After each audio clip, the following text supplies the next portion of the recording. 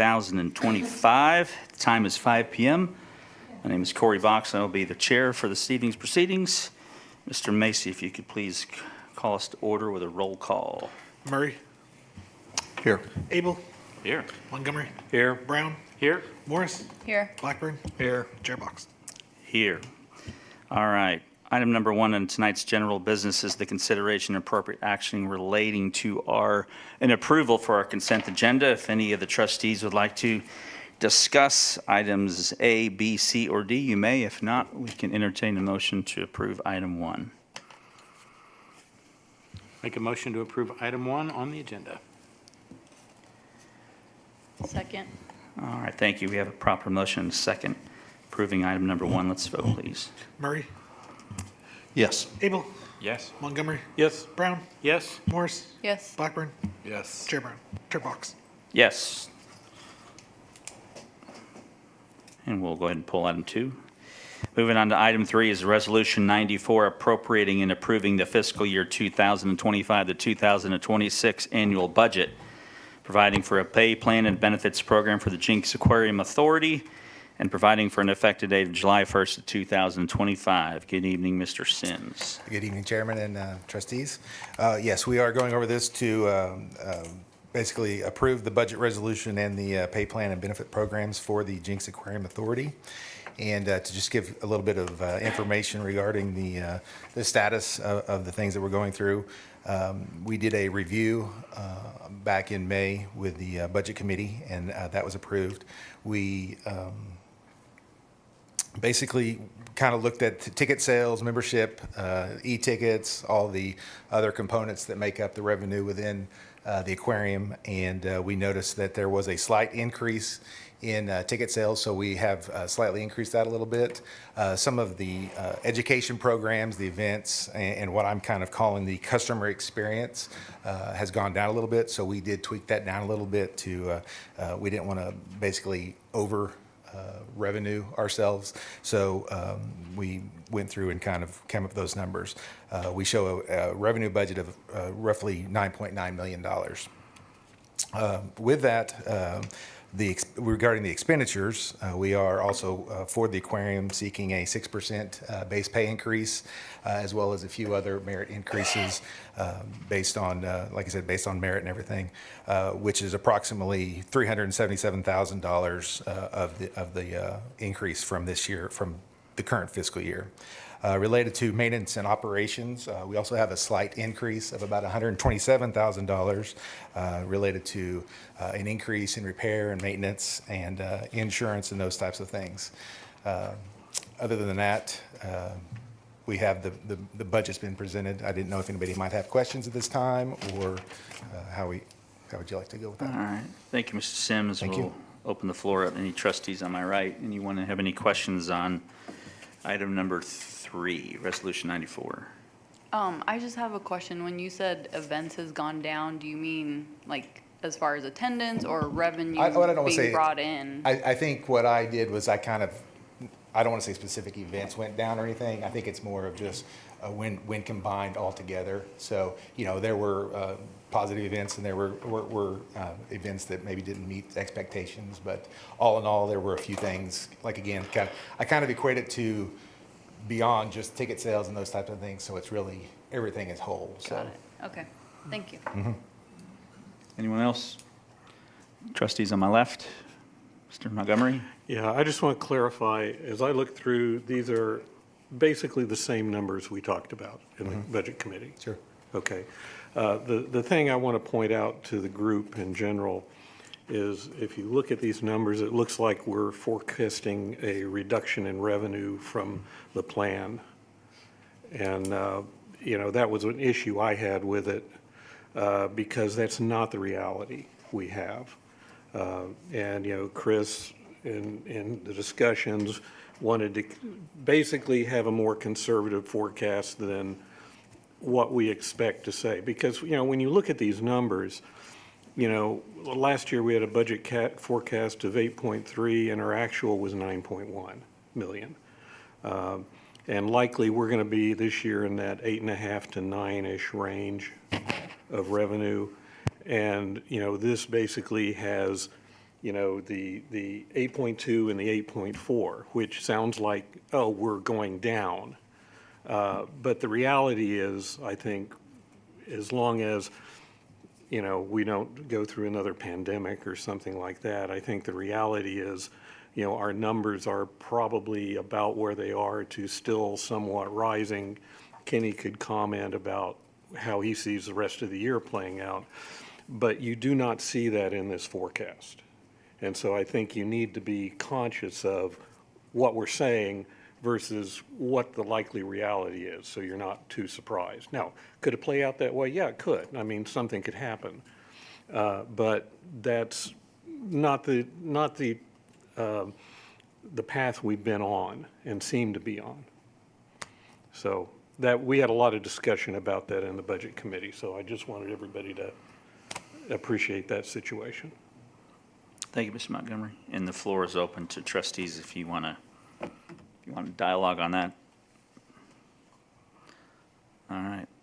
Last call. Any questions for staff? I still have a follow-up question. Yes, sir. From the discussion we had in the budget committee, because I did not see anything. I asked for numbers on our employee numbers, and I didn't get anything on that. And so again, buried in the budget, we just see a number, but does that mean we've filled all the Aquarius positions that we had open, which was an issue with Kenny about a year and a half ago? Are those filled, and do we have other positions that we're looking at adding because we didn't have enough information to be able to see what was going on from an employment standpoint? And I think Kenny can speak perhaps to some of that. I know that I get the requests to fill positions, and it is relatively frequent that we have people coming and going, and specifically with certain positions. And Kenny might be able to speak to, like, specifically the Aquarius positions in 1 second. And if I could just go back to the budget and the revenue forecasts, I know that I'm a little more sensitive in the looking at it from a day-to-day perspective when I see certain times, especially I think it was March and April, there were times where we were lagging behind previous year's revenue, and we've come back from that.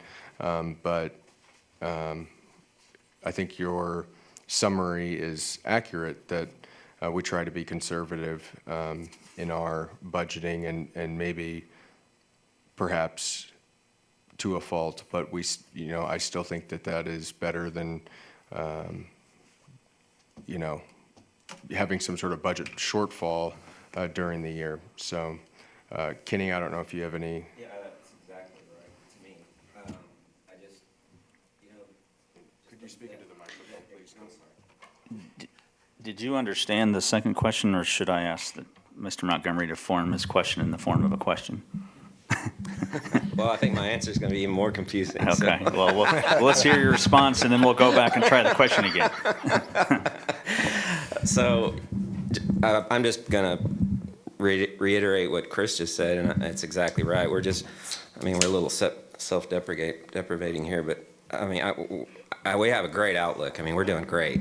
Our numbers right now are, as far as this month, we're ahead of last year's. But this economy is spooking me, and there's just some uncertainty, and so I do think being conservative is smart right now, and just not patting ourselves on the back too much, because things can change pretty fast, I think. But don't take that as if we're thinking we're not doing well. We're doing great. We're doing great. We're well over $9 million, and 12 years ago that wouldn't even be. That'd be a pipe dream. So we're doing really well. As far as the employees, there's some areas that have high turnover rate, specifically the invertebrate gallery, mainly due to the work level of growing jellyfish, and probably the next time we put a budget together, we may have to re-examine that. But we have the positions as far as the authority to fill them. There's no block from the city. So it's on us if there's not positions filled. So there's, that. So total number of employees, last year's budget versus this year's budget, is it the same? Is it I think we've added higher, lower? We've added employees, and we're about to, now that this new fiscal year, we're about to add a few more, specifically in the exhibits department. I believe we have 2 more.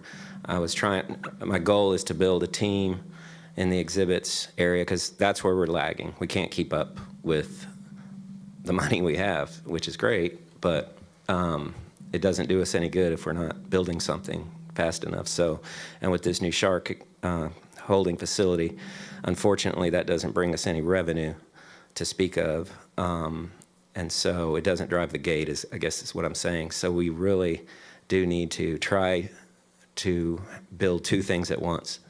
And with the current team, we just can't. Because there's always somebody that just left, right? So right now, what I'm trying to do is build where I can have 2 separate teams of people working. And we're not quite there, but the next 2 employees, when we fill them, and it takes a while to train these people.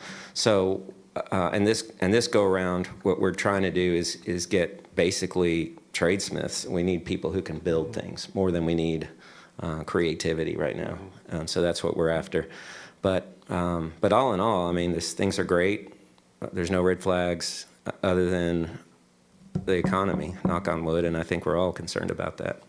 Well, I think what would be helpful, we used to get basically a summary page that just listed the number of employees, kind of thing, and what areas. That would be useful. We can get you that. Yeah, and, you mentioned the couple in exhibits. I don't think that's in the budget right now. No, At least well, the numbers don't go up enough for 2 more employees, as near as I'm looking at them. There's money that, and correct me if I'm wrong,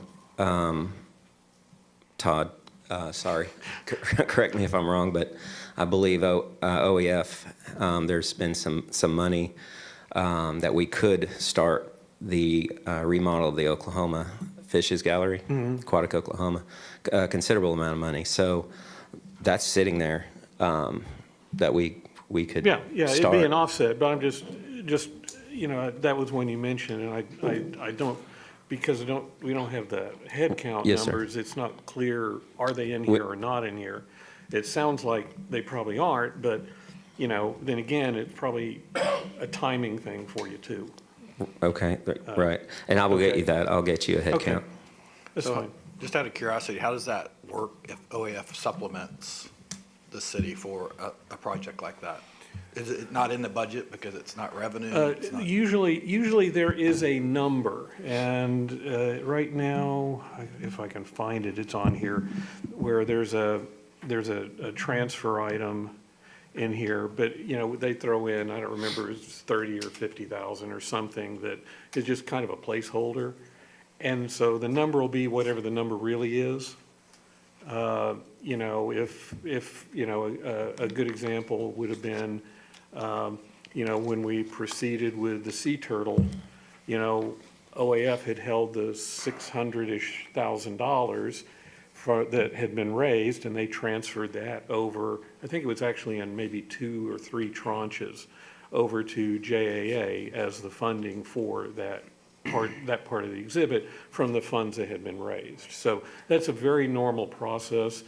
And because we don't know in a given year what that number is, they just kind of put a placeholder in here.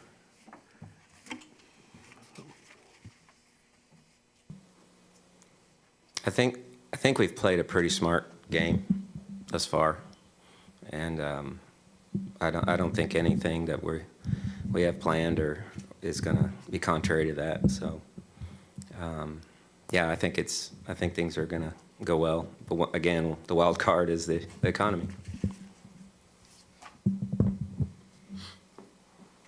Thank you, Mr. Montgomery. Anyone else?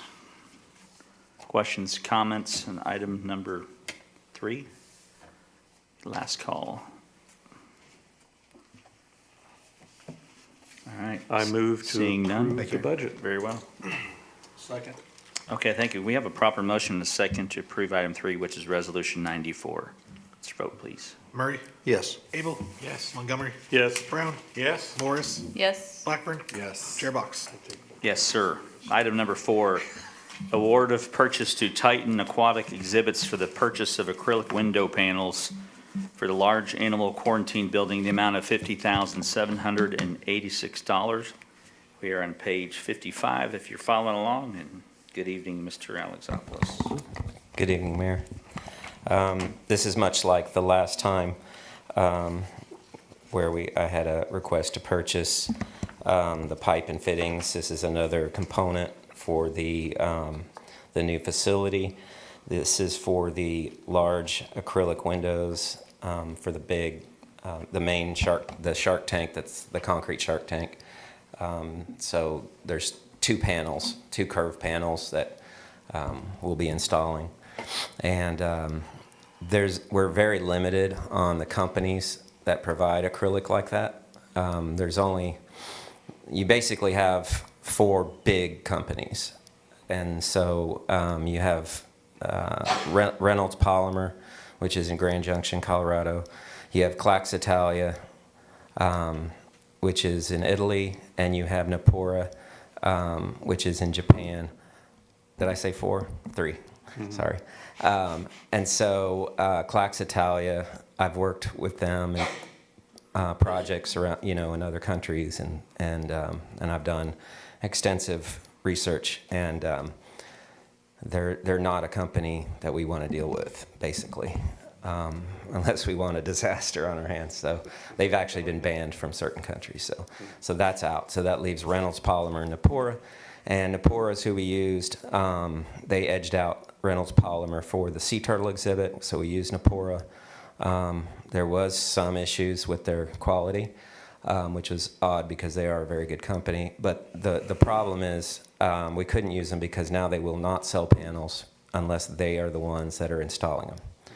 And the number that we're seeing, say from Reynolds, we would almost double. The install on these panels will cost about as much as the panels themselves. But we do it ourselves for a few $1,000s. So we can't use Napora, and that leaves Reynolds. There's a couple small companies in the U.S. that can do panels not much bigger than this. One of them is Titan. We have used Titan before for small jobs, and they've done a good job. The company out of California that I've contacted twice via phone and email through their website, I received no response.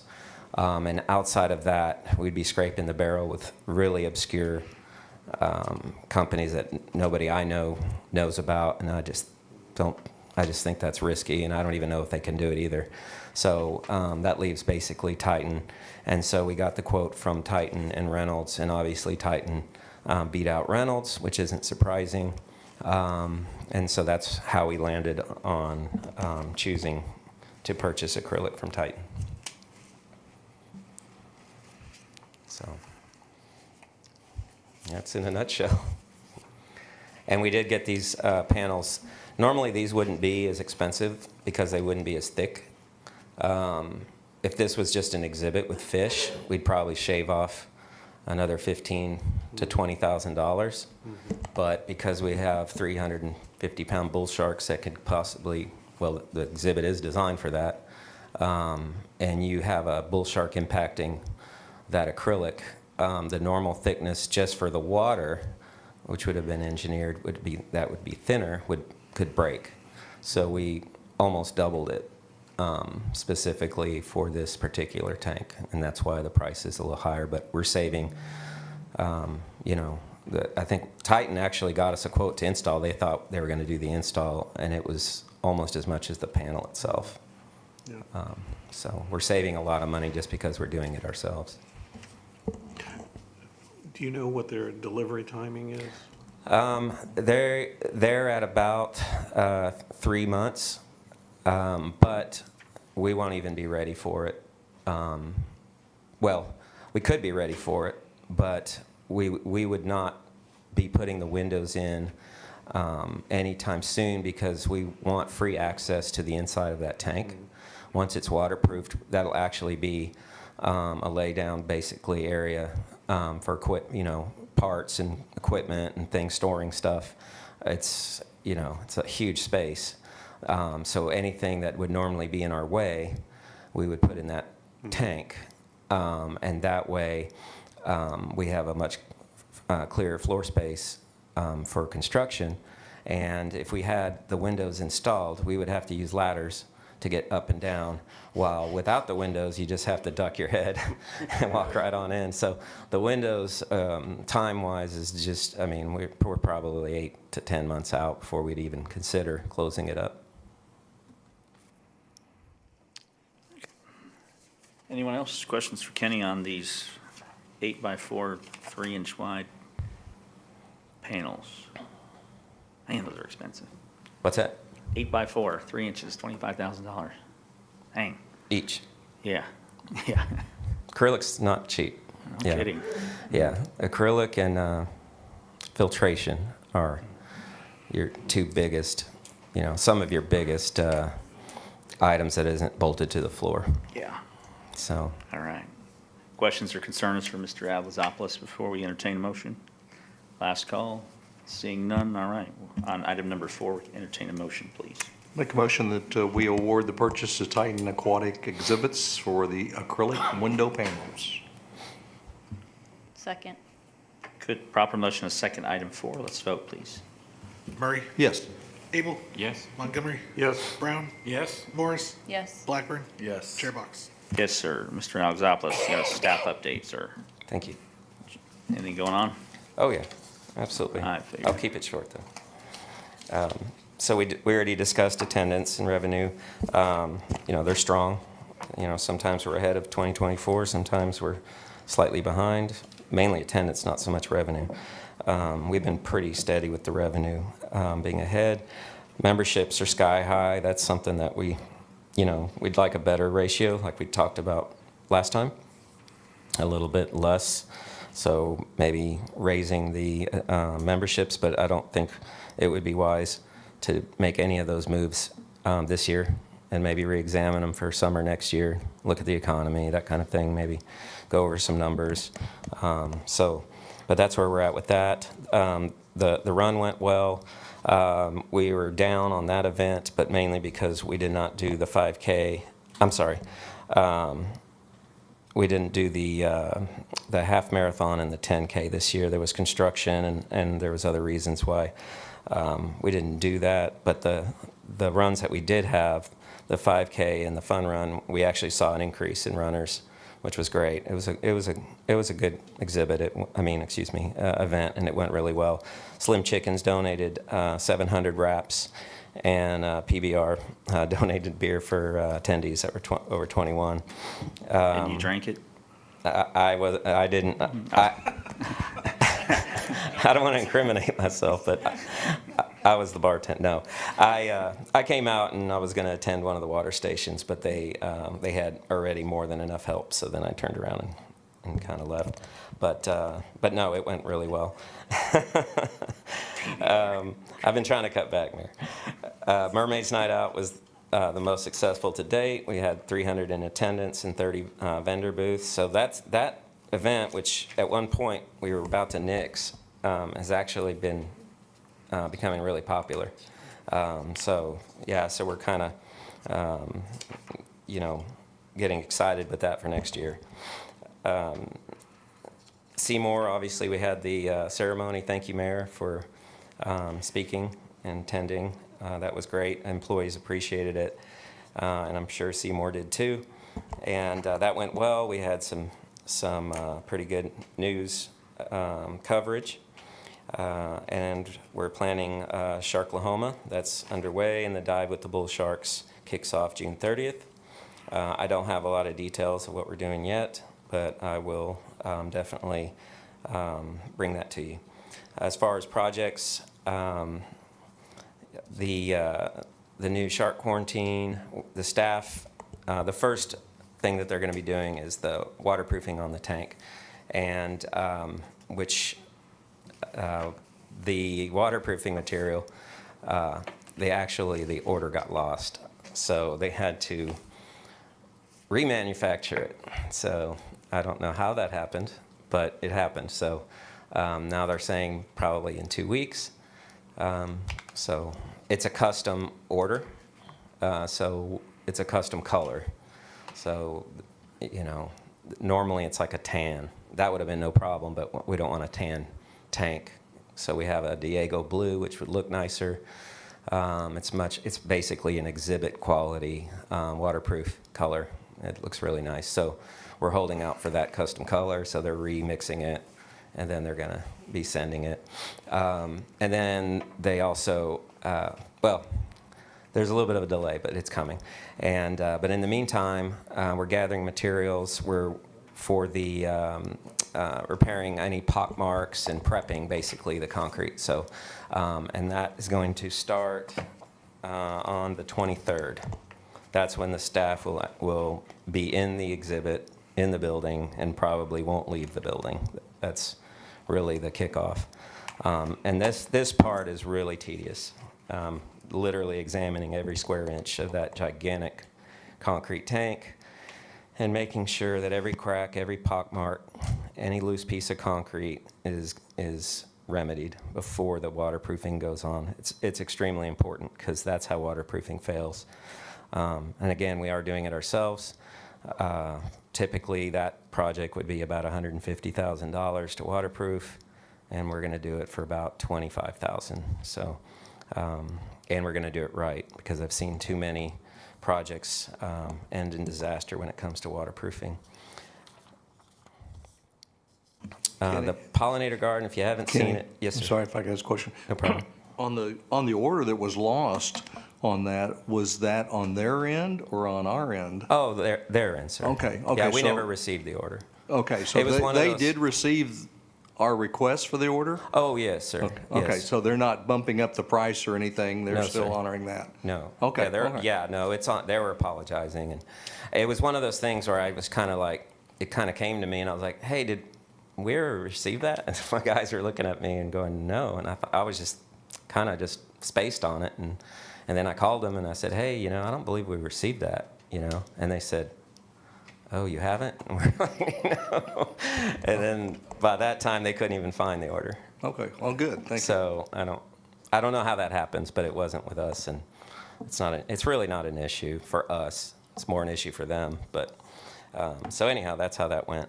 The pollinator garden, I know I keep bringing it up, but until you go see it, you'll understand why I keep bringing it up. It's amazing and it's growing. Phil's guys have done an amazing job, bringing it to the next level. I think we kind of got what we paid for, which wasn't great. But the work that Phil and his guys did would have cost us, it would have been higher than the highest bid, I guarantee you. And they've done it for way cheaper. They've raised beds, they've added more trellises, they've planted an ungodly amount of plants out there and seeds. And it's like a Garden of Eden. And Mayor, I hope you agree, because the mayor walked through it on the Seymour event, and there was butterflies and bumblebees everywhere. We have a whole family of rabbits, which we were feeding so that they don't eat the plants, but that just made them make more rabbits. So, well, we got a little rabbit dilemma, and apparently we don't have enough foxes or coyotes. I know a guy. So, what's that? I know a guy. Yeah, he knows a guy. Steve Eaton, if you're listening. We have a rabbit problem. Oh, boy. So, that's definitely not out of the question. But we're not going to kill rabbits, for the record. We're not killing rabbits. There will be no rabbits harmed in the making of this garden. Good shark food. So anyhow, but please come visit and see it, and especially our city manager is going to love it when he sees it, because he is a plant person and has been asking for plants for a very long time, and I think we delivered. So thank you. The new donor wall that OAF has made happen that I was skeptical about is amazing. It's just incredible. It's beautiful. It's a giant, looks like a jumbotron, but it's crystal clear. And we have Seymour swimming and all these promotional things, as well as the donor material that's coming. And we're waiting to frame it out. We got the quote to frame it out. I think it was reasonable. And I think it was just under, I think it was around $1,200. Don't quote me, but it's definitely not more than $2,000. Okay, yeah. And and the person doing it, I know very well and actually used to work for me. He has a construction company now, and he's top-notch. He does excellent work. And he also did the bathrooms on the south side, the remodel, for a pretty good price. And then the last expansion joint on the shark exhibit is left to be replaced, and I don't have a date yet on when that's happening, but it's the last one, and that's going to make me sleep better at night. Basically, in a nutshell, we didn't have much money back then, and we had to use like basically rubber boots with hose clamps to make it. I'm simplifying it, but that's basically what it is. And so we now have nice flanged expansion joints that won't pop off, and we put valves right there in those locations instead of further down the line. That way the valve is right at the tank, so if there is a rupture, we can shut that off without having to send divers in with it, to plug it from the inside, which is extremely dangerous. So that is about to be completely rectified. So that's a great thing, actually.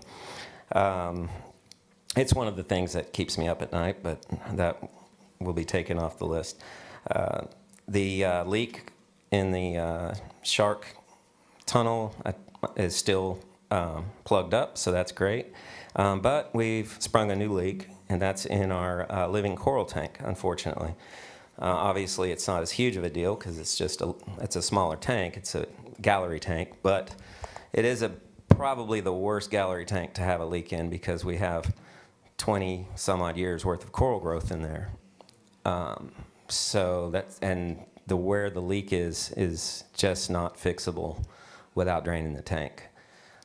So right now we're in the process of, we're not giving up completely, but it's not looking good. And so we're trying to make space for as many of those corals as possible.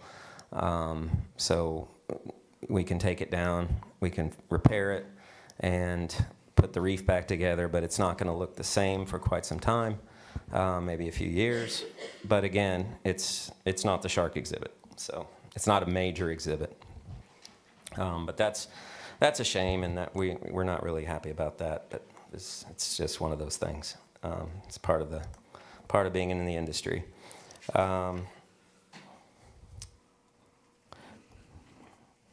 And we have a new 10-foot promotional sign in the baggage claim in the airport, in the Tulsa airport.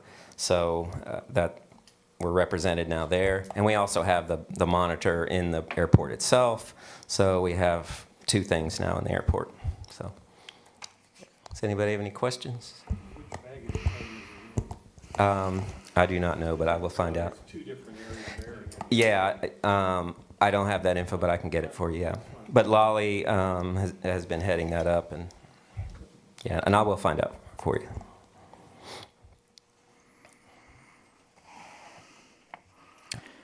Anybody, last call, questions for Kenny related to the report?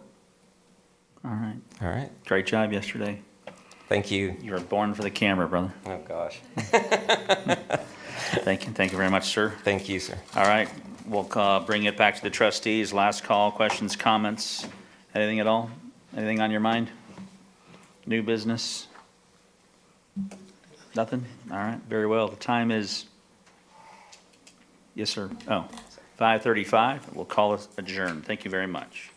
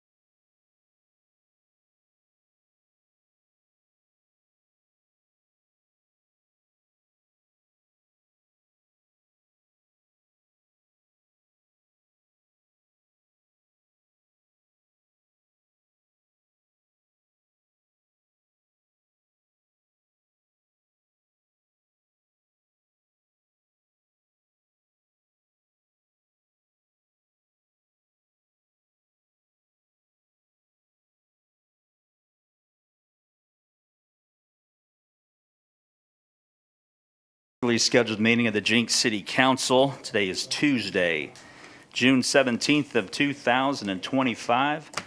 My name is Corey Box. I will be your chair for tonight's proceedings. And we hope to have you out of here before. Do we have any weather alerts going on right now, Chief? Not yet? Okay. All right, as soon as we hear the weather alert, I'll start talking real slow. We'll start talking real slow. Very well. All right, thank you very much. Mr. Macy, can you please verify our attendance with a roll call, sir? Oh, yes, before we do that, slightly unannounced, we very seldom do we do a proclamation after the fact, but this wasn't, I don't know what the details were, maybe it wasn't ready, but if I may, we have a proclamation on behalf of the City of Jenks. Whereas the Oklahoma Aquarium houses 2 loggerhead sea turtles, which were born on November 4th, 1994 in Virginia Beach, Virginia, where I graduated high school, 89, 5 years earlier than that. Seymour is one of the 31-year-old sea turtles housed at the Oklahoma Aquarium, and he is one of the most beloved animals at the Oklahoma Aquarium. Known for his camera-ready personality, and he's always at the front of the tank to interact with the guests. He is a prankster, and he loves to splash people when they are pausing to take photos. Seymour is a true foodie, as he prefers gourmet food options like salmon and mackerel, helping staff talk about both sea turtle tech biology and the care they receive in human care. Seymour plays a vital role as an ambassador for marine conservation and education, helping visitors understand the importance of protecting our oceans and the creatures that call them home. Therefore, I, Corey Box, by virtue of the authority vested in me as the mayor of the city of Jenks, hereby proclaim June 16th of 2025 as Seymour Day. So if you guys weren't able to attend, we had a really cool event yesterday at the aquarium. I handed the key of the city of Jenks to a human called Kenny Alexopoulos, who is our aquarium guru, and he gave it to Seymour on behalf of a very grateful city. And he was really in rare form yesterday. When Kenny held the key up to his face, he actually lifted his head out of the water and started to splash him and said some very sarcastic things in whatever language that he speaks. So he was having a good day. So it was a really awesome event, and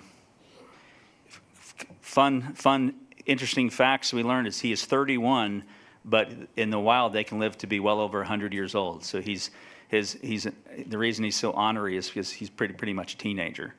So, and another thing too, we have his brother, as it says here, in the back, and typically we rotate the turtles out every year.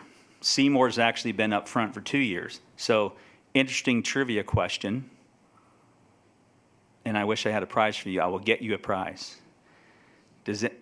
And matter of fact, I'll have to get you the answer too, but I don't think anybody knows. Does anyone know the name of the other turtle? Seymour's brother. You really do? You can't win. Does anyone other than a city staff member know the name of the Seymour? Really? Do you guys know? Does anybody know? Chris, do you know? Number 2. Adam, certainly you know. No? You're the first to raise your hand. If you would be happy to tell us the name of Seymour's brother, I will get you that cute little discount card thing that I bought from the kids. I can be the winner of the name, right? Spot, I believe. Spot. His name is Spot? Spot, yeah. Can anybody confirm that the other turtle's name is Spot? Oh, Spock. Spock as in Star Wars or Spot? Because it was Spot and not Spot for a while before Seymour became, I thought it was Spot too. Okay. Okay. Chief, you may want to relax for the rest of the night. You're not having a good night, brother. Congratulations to Teresa for knowing the name of the other turtle. Thank you very much. All right, very well. Did we do roll call already? Okay, let's do roll call, get underway. Brown. Here? Short. Here. Emmons. O'Shea. Here. Abel. Here. Murray. Here. Mayor Box. Here, thank you very much. For tonight's invocation, I suppose we welcome Pastor Tommy Davis from New Directions International. Is that why you're here, Pastor? All right, bring it, brother. If you got any updates for us, anything going on in the church, it's your time as well.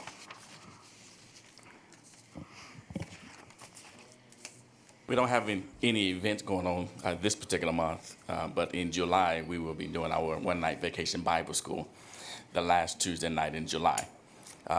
Don't recall that date. I believe it's the 29th, the last Tuesday night in July. Okay. So we're inviting the community to come out and be a part of that. VBS in the summer. Yeah, Very it's going well. to be from 6:30 to 8, Right. July 29th, whatever that Tuesday night date is. Okay. The last Tuesday night in July. Very well. Lead Yes, us in sir. prayer, please. Absolutely. And we're located on 111 South 3rd Street here in the city of Jenks. Thank you so much. Father, we're grateful for all that you're doing, all that you have done, and for all that you're getting ready to do in our city. God, you have so many great plans for us. You've done so much already. And we just thank you, God, for what you're doing and the plans that you have for the city of Jenks coming forth. Father, continue to keep your hand on our city. God, we thank you, God, that you're going to continue to bless Jenks. Thank you that it's such a growing and thriving community. And we give you praise, God, for what you're doing and for all that you intend to continue to do in this wonderful community. Bless our leadership, God, and we thank you for the vision that they have to continue to move Jenks forward. And we pray, oh God, that Jenks continues to be that city that you are pleased with. In Jesus' name, amen. Amen. Thank you, sir. We'll remain standing if you can for our Pledge of Allegiance. I pledge allegiance to the flag of the United States of America and to the republic for which it stands, one nation, under God, indivisible, with liberty and justice for all. Thank you. All right, we have an animal welfare spotlight tonight. I thought I saw a friendly canine in the room. Well, that's no way to sell them. Hey, by the way, we have a VIP guest with us tonight, Tulsa County Commissioner. I don't even think he has a dog at home, so this might be a good opportunity to hook him up with one of our. Can you say hi to everybody? Can you say hi? Say hi, sweetie. Yep. All right, so this is Chloe. She's about a 6-month, maybe a year-old pit mix. We've had her for, I think we've had her for about 2 or 3 months, 3 or 4 months, give or take. She is absolutely super sweet. She is rambunctious, as you guys have probably seen. She will not sit down for nothing. And she sheds, so I'm turning partially dog here. But she's up for adoption. If you guys know, it's no adoption fees. All dogs are spayed and neutered, time of adoption. And Chloe is one of, I think, 8 or 9 pups we've got now. And she is probably one of the crowd favorites. Her good friend Alta just got adopted about 2 weeks ago. And so we got an update from the family. She's in a nice, loving home. They love her to death. And I'll tell you what, if I could take this little puppy home, I totally would. But unfortunately, I cannot. So definitely recommend checking out Jenks Animal Welfare. If you have any questions for us, holler at us. Or you can check out our Facebook, Jenks Animal Welfare. It's for all the dogs we have available for adoption right now. And if you guys didn't know me, I'm Morgan McDaniel, one of the newer Jenks Animal Control Officers. I appreciate your time. Thank you, sir. What's her name again? Morgan McDaniel. No, the dog. Oh, Chloe. I'm sorry. Chloe? Chloe. Clorey. Don't ask me where we came up with that Kinda like name, Corey. but we did. We get the same reaction every time. Okay. And, all right. It's like Well, Lori with a C. The guy in the tie, his eyes are wide open. I think he's in love. You want to adopt her? Thank you, sir. I appreciate it.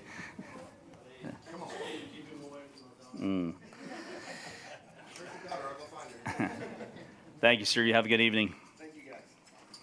All right, citizens' comments or public comments. This is an opportunity for any members who wish to speak to the council as a whole on anything, any item or topic that is not currently on tonight's agenda. You may do so at this time. If you could consider limiting your comments to somewhere between 3 to 5 minutes, that'd be very much appreciated. All we need is your name and address for the record, and the floor is yours.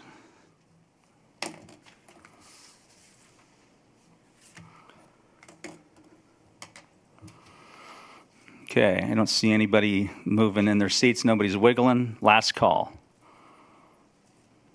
All right, we will close the floor to public comment. We'll move on to tonight's general business. Item number 1 is our consent agenda. We can consider a motion for approval, or if any member of council would like to further discuss any items A through J, we can remove those one at a time if we need to. Mr. Mayor, I'd like to pull item E. Okay. For discussion. Can you go ahead and state that as a motion, if you would? Yeah, I'd like to make a motion to remove item E, approval of Resolution 870, recognizing the importance and value of South Lakes Golf Course. Okay, if any other items for further discussion, or we can accept the second as is? Second? Okay, thank you. We have a proper motion and a second to approve item 1, less letter E. Let's vote, please. Brown, Yes. Short, Yes. OJ, Yes. Abel, Yes. Murray, Yes. Mayor Box. Yes, item E, Counselor Short. I just wanted to further, consent agenda is great. It kind of pushes things through. I just wanted to allow the council the opportunity to verbalize our unwavering support for the South Lakes Golf Course as an amenity that most cities and municipalities would love to have. It's a fantastic golf course. It's a fantastic use of the property, given its adjacency to the airport. It's been around for many, many years. I think it's well-run, well-operated, well-maintained, and I just wanted to, allow the councilors the opportunity to verbalize our support. Thanks. Thank you, Mr. Short. I would agree wholeheartedly, and I want to extend to Mr. Crow and our county commissioner that Jenks wouldn't just feel like Jenks if that green space were gone. I don't know if it was 2 years ago, but you guys recall we all gathered at Tulsa Technology Center, and we had this discussion, and I know it got pretty heated, but I would feel very safe to say that every resident in the city of Jenks is probably in support of this golf course staying the way it is. And I think regardless of who owns the property, it is inside the purview of the city of Jenks as far as planning and zoning is concerned. And I believe our city planner was on the record a few years ago saying that as long as she was here, that we would do everything we could to protect that and keep that a golf course. So I would agree completely with Mr. Short, and you have our full support. And if you ever have to go to battle again over this, invite us to the meeting, and if we're here, we'll be there for you. Thank you guys very much. All right, we need a motion to approve item E. Motion to approve item 1E.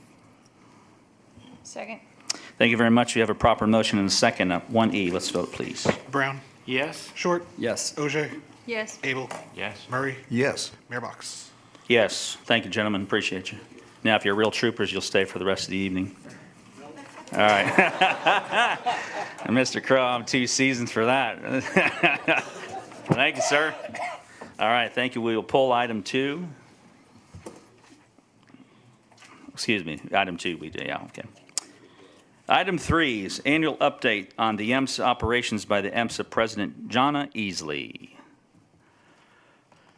Guess she's not here, so, oh, there she is, okay.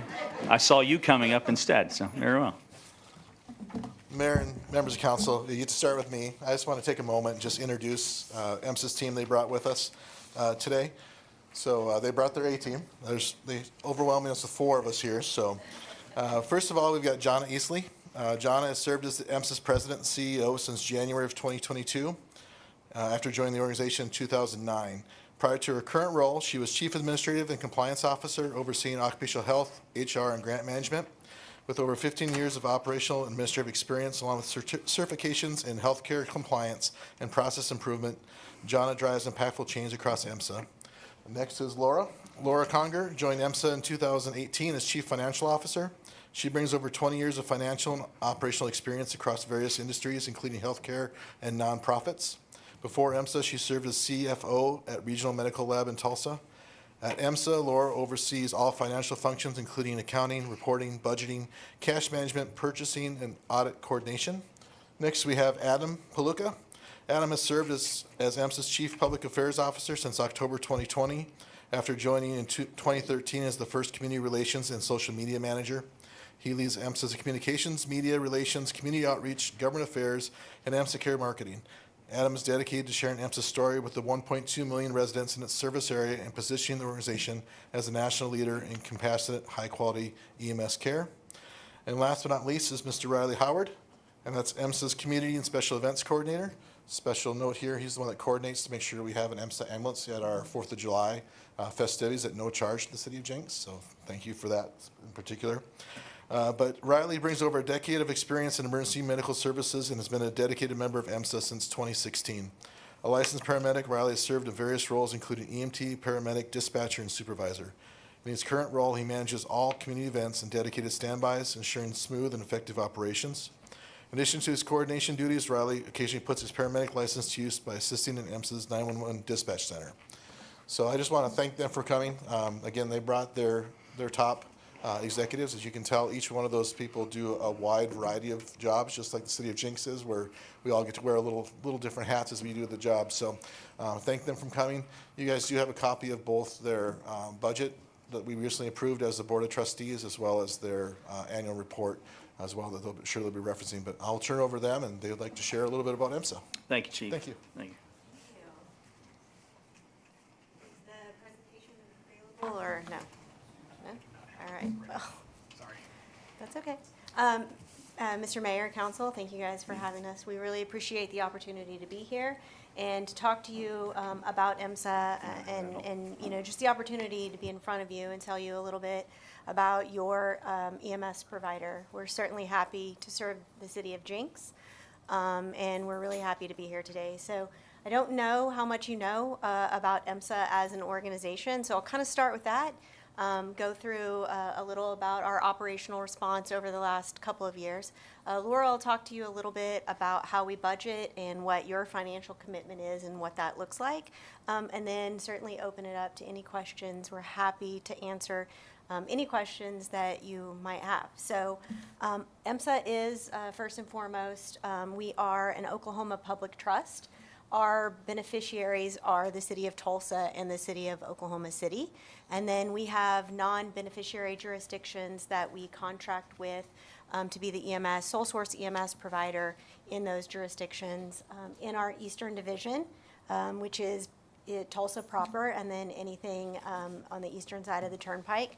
The city of Jenks, excuse me, the city of Jenks is currently our only non-beneficiary jurisdiction. We are governed by an 11-member board of trustees, and so one member is a non-voting member, and that is our emergency medical control board physician, Dr. Jeffrey Goodlow. And then the other members, particularly in the Eastern Division, you are represented by a vast array of individuals with both operational and healthcare experience in healthcare operations, healthcare finance, and then most recently serving in our non-beneficiary jurisdiction seat for the Eastern Division is Chief Ostrom, and he's been on now about 60 days, and we're certainly happy to have his experience and expertise. Just some quick, fast facts about your EMS service. So EMSA, by volume, combined East and West, we are the 12th largest EMS service in the United States, and we are the largest EMS provider in the state of Oklahoma. We hold multiple accreditations too that are that really drive performance and excellence. Our Commission on Accreditation for Ambulance Services. CAS is an EMS industry standard of excellence in patient care, operational deployment, and service. EMSA is the only Oklahoma EMS service that holds that accreditation. And then our International Academies of Emergency Dispatch Center of Excellence. ACE promotes organizational excellence in public safety communications through 20-point of excellence accreditation standards. It is a rigorous and measurable set of globally recognized best practices. And again, we are the only dispatch center in the state of Oklahoma to hold the Center of Excellence accreditation. So we're really proud of that. More importantly, we're proud to be able to say that, that we provide excellent service that is verified by industry experts outside of EMSA, and that we are continuously looking at performance improvement in all of our operations. And then something that we're also very proud of and also helps really showcase cost containment measures for the EMSA model that you all know and hopefully love. EMSA is the lowest cost EMS provider in the state of Oklahoma, verified by the Oklahoma Healthcare Authority. So you don't have it in front of you, but hopefully you all at least will get to look at it later. We've put together some City of Jenks response data, so that just showcases some response and transports between 2021 and 2024. So obviously there's an increase in calls and transports. We generally have about a 30% cancellation rate. So we respond, and about 30% of the time it results in not particularly no care provided, but it results in not a transport.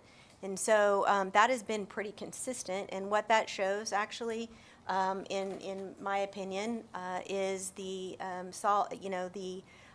the process in which we go through clinical determinants in our dispatch center, but also our clinical protocols. So we've been doing this for a long time, and we know the types of calls that should and shouldn't result in a transport, or that are likely to result in a transport. So the fact that that number has been extremely stable for a number of years, again, just goes to show that our Medical Control Board, our Emergency Physicians Foundation, and then our dispatch processes work relatively well. Currently, what's written into ordinance in terms of response time is that EMSA is required to meet combined Priority 1 and Priority 2 calls combined 75% of the time in our non-beneficiary jurisdictions combined, and no more than less than 90% in any one of those.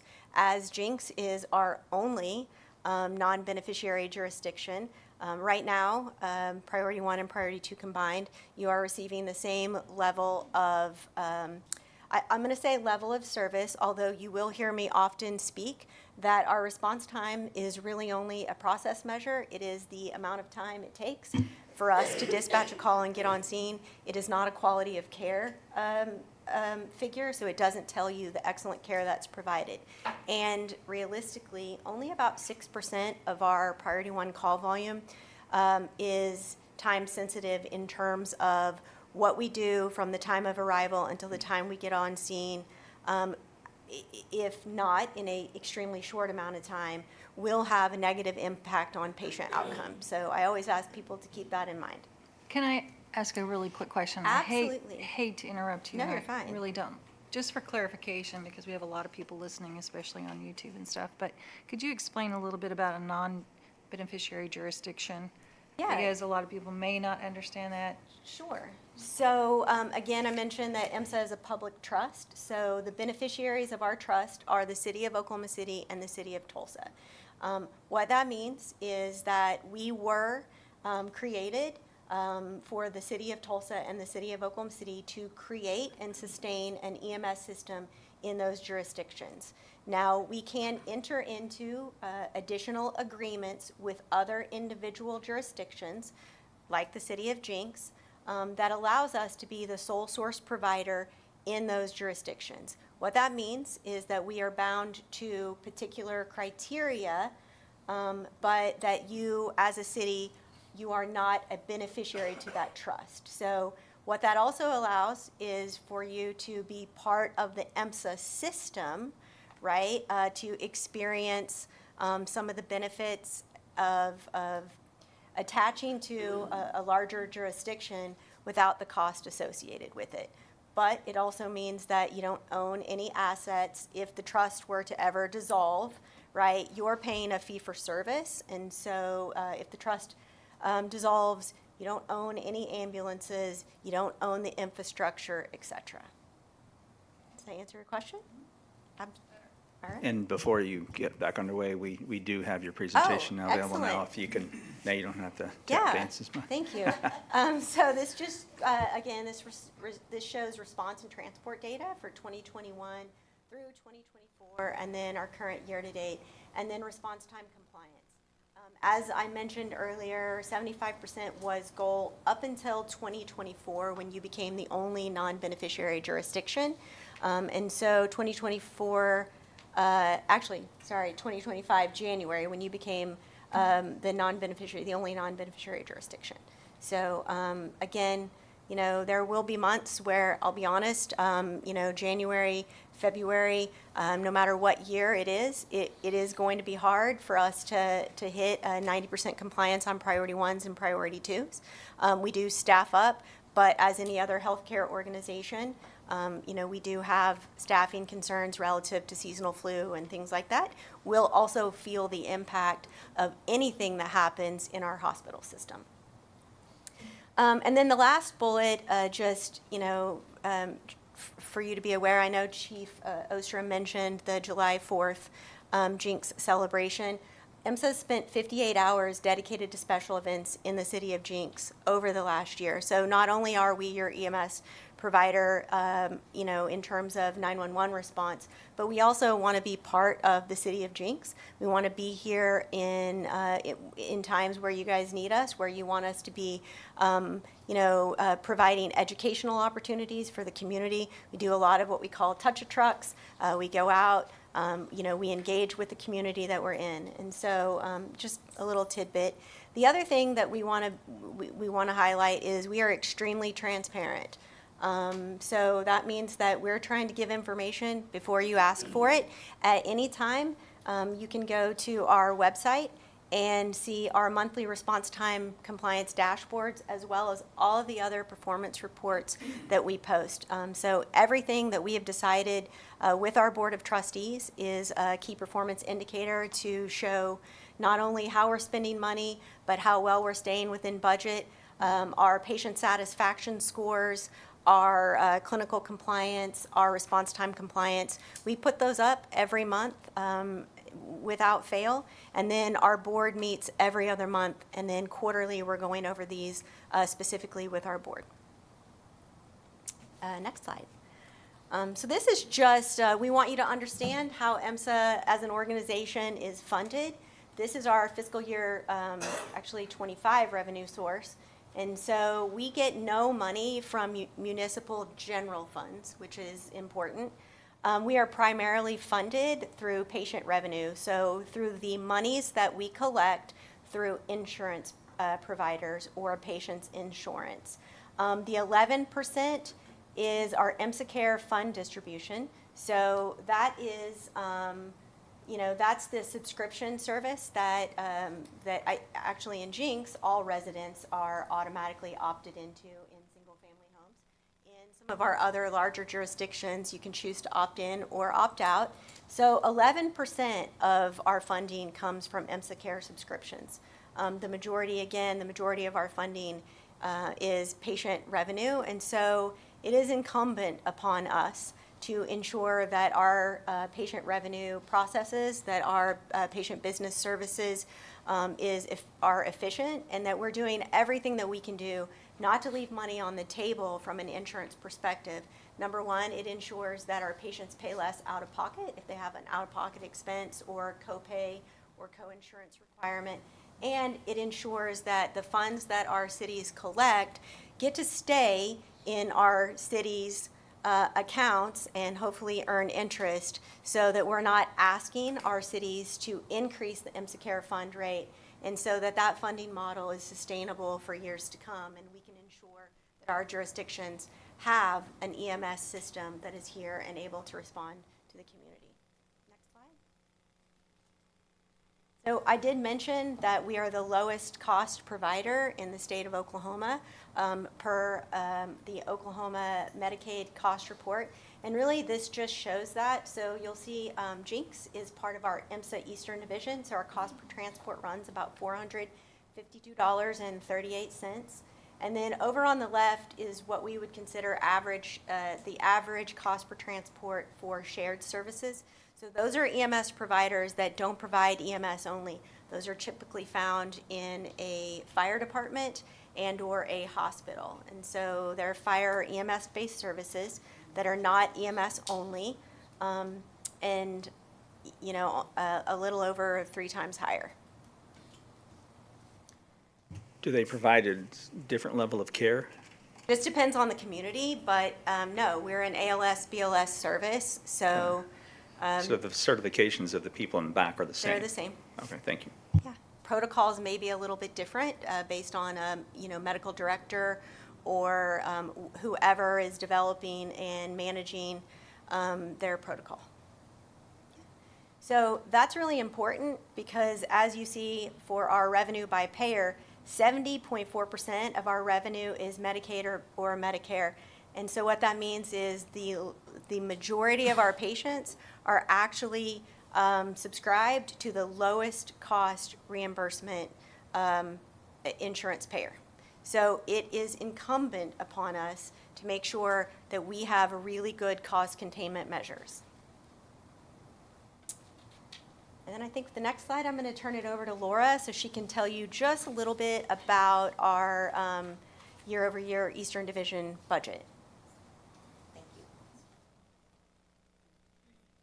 Hello, thank you. So for the Eastern Division for FY26, we start with transports, and our volume is projected for the entire Eastern Division to be a little over 93,000 transports. Oh, sorry. Is that better? So we're projecting a little over 93,000 transports for FY26. That's approximately 1.2% growth, which is pretty consistent with the flat population growth of the entire Eastern Division. The slide up there is our operating expenses, and it's a year-over-year comparative. And the most important thing to take off this slide is that over 70% of our operating budget is compensation. And over 80% of our compensation is our frontline team members, which is our field medics, our logistics techs, and our comm center, so our dispatchers. So we invest a lot into our frontline team. Since the end of FY22, we've increased starting wages over 28% for those positions. And so we're really focused on paying a good wage and taking care of those folks as they take care of our community. Next slide, please. And this is the IMSA Care funding comparative, and this is for the entire Eastern Division. The orange bar represents the IMSA Care subscription write-off. So that represents people who have had a transport, and we've written off their part of the transport charge in accordance with the subscription agreement. And then the blue bar represents what we pull out for the entire Eastern Division for IMSA Care revenue. So that would be our draw. And as you can see, that over a 4-year cumulative period, we are projecting a $7.2 million write-offs in excess of funding trend. Oh, yes, sorry, the slide's different. But yes, at the very top of that graph is the IMSA Care draw that Jenks has provided for services since FY21. So you'll see a 5-year trend. So, and I think that was it for me. I don't know if any of you have any questions before I sit back down. Yeah, thank you. Yeah, so this last slide just represents some of the things that are on the horizon for IMSA as an organization.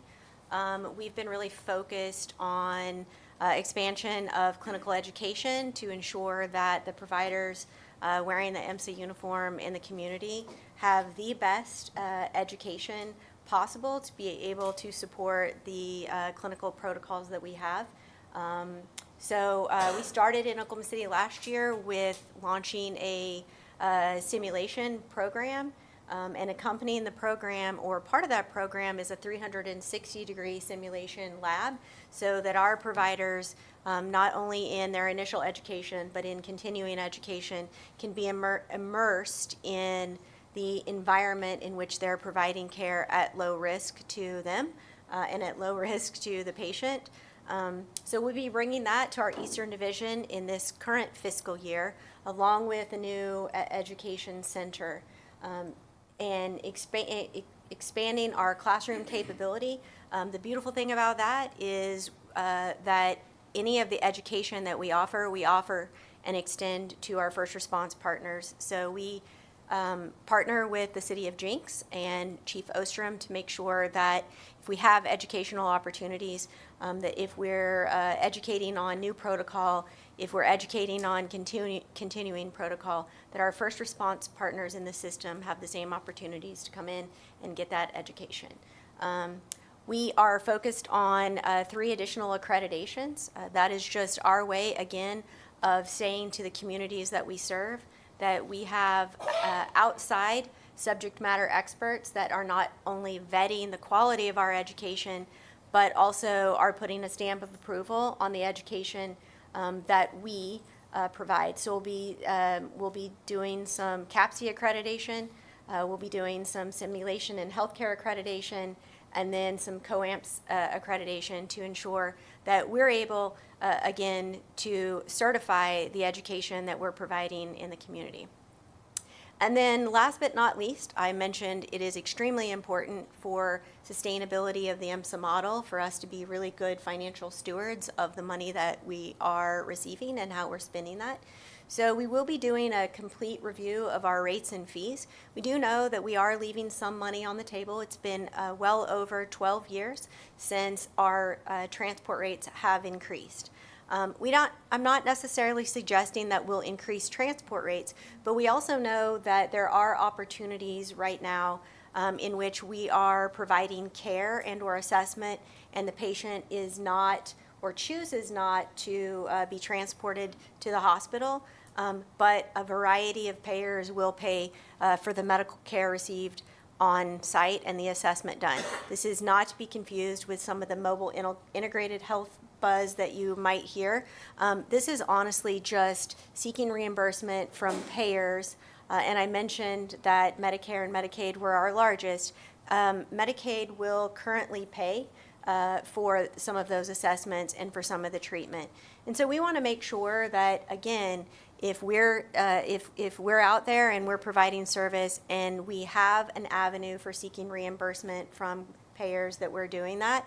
To ensure, again, financial sustainability. I think it's really important to identify, and it was on the bottom of a slide, maybe the year-over-year operational budget, but we've been really responsible, even in a really volatile economic environment over the last few years, that our year-over-year increase for our operational budget has remained a little under 6%, so something we're really proud of. I'm happy to entertain or answer any questions you might have. We really appreciate the opportunity to come and talk about IMSA. You can always reach me or any of my team if there's a call or a question. Happy to be available. Yeah, I think we have some. Anyone on my right first? Mr. Brown? Yes, I have a question for you. From our position, being on the council, are there recommendations that you would make to us, maybe missed opportunities, the relationship between the city and IMSA, things that would strengthen our response to for the community? Yeah, I think absolutely. I can't really speak about what happened, before I took the role.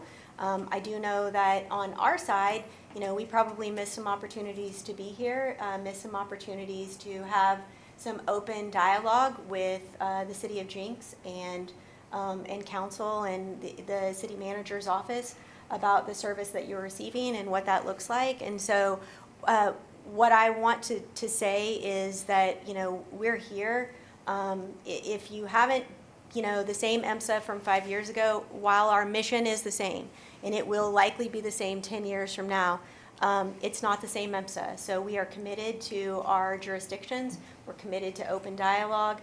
I think Chief Ostrom, will hopefully attest that the relationship between first response and transport is extremely important, that the coordination of protocols and scene coordination is extremely important.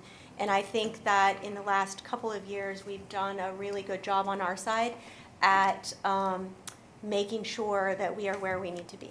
So in terms of suggestions, I appreciate the opportunity to stand before you today and talk about it. I would encourage anyone on council or city administration, to ask. We're happy to answer questions, and we're certainly happy to sit down and dive into the EMSA deployment model, the EMSA finances at any time. I appreciate that. And from my perspective, I'm a former first responder firefighter from South Dakota, so I have some background in this. And I'd be, again, curious to know, where things changed in our model, especially since you referenced the fact that we were exclusive in our scenario. Second thing, I heard mentioned that you were writing grants at one point in time. In a previous life, yes. So I just want to put a bug in your ear, just a thought, and I haven't looked at any current statistics, but I'm going back in my own experience. I think there needs to be an emphasis, because you talked about the size of EMSA and your footprint beyond Oklahoma, there needs to be more of an emphasis in getting AEDs out into the community. If I look at, I used to do CPR training as well, and if I look at those that respond effectively through CPR versus CPR with an AED, and maybe that's something that you could take up as an initiative, I think it would save lives. Just a personal opinion. Thank you. Any other questions from council on my left? Okay. Believe it or not, I had questions from the public that come in, so. Okay. And who would have Perfect. thought? EMSA questions. Here we go. How does a Jenks resident opt out of EMSA care? Because I know we had a slide with a bullet that said we are automatically opted in. So how would one opt out, and what would I think it's fair to say the follow-up question would be, what would the implications be if someone who was not opted in? Yeah, so the Two-part first question. part of that question, I actually can't answer. That's a decision made by the city of Jenks to opt in your Okay. residents. But I would say this, in terms of implications, here's what I would say. The cost of a medical emergency is extremely expensive.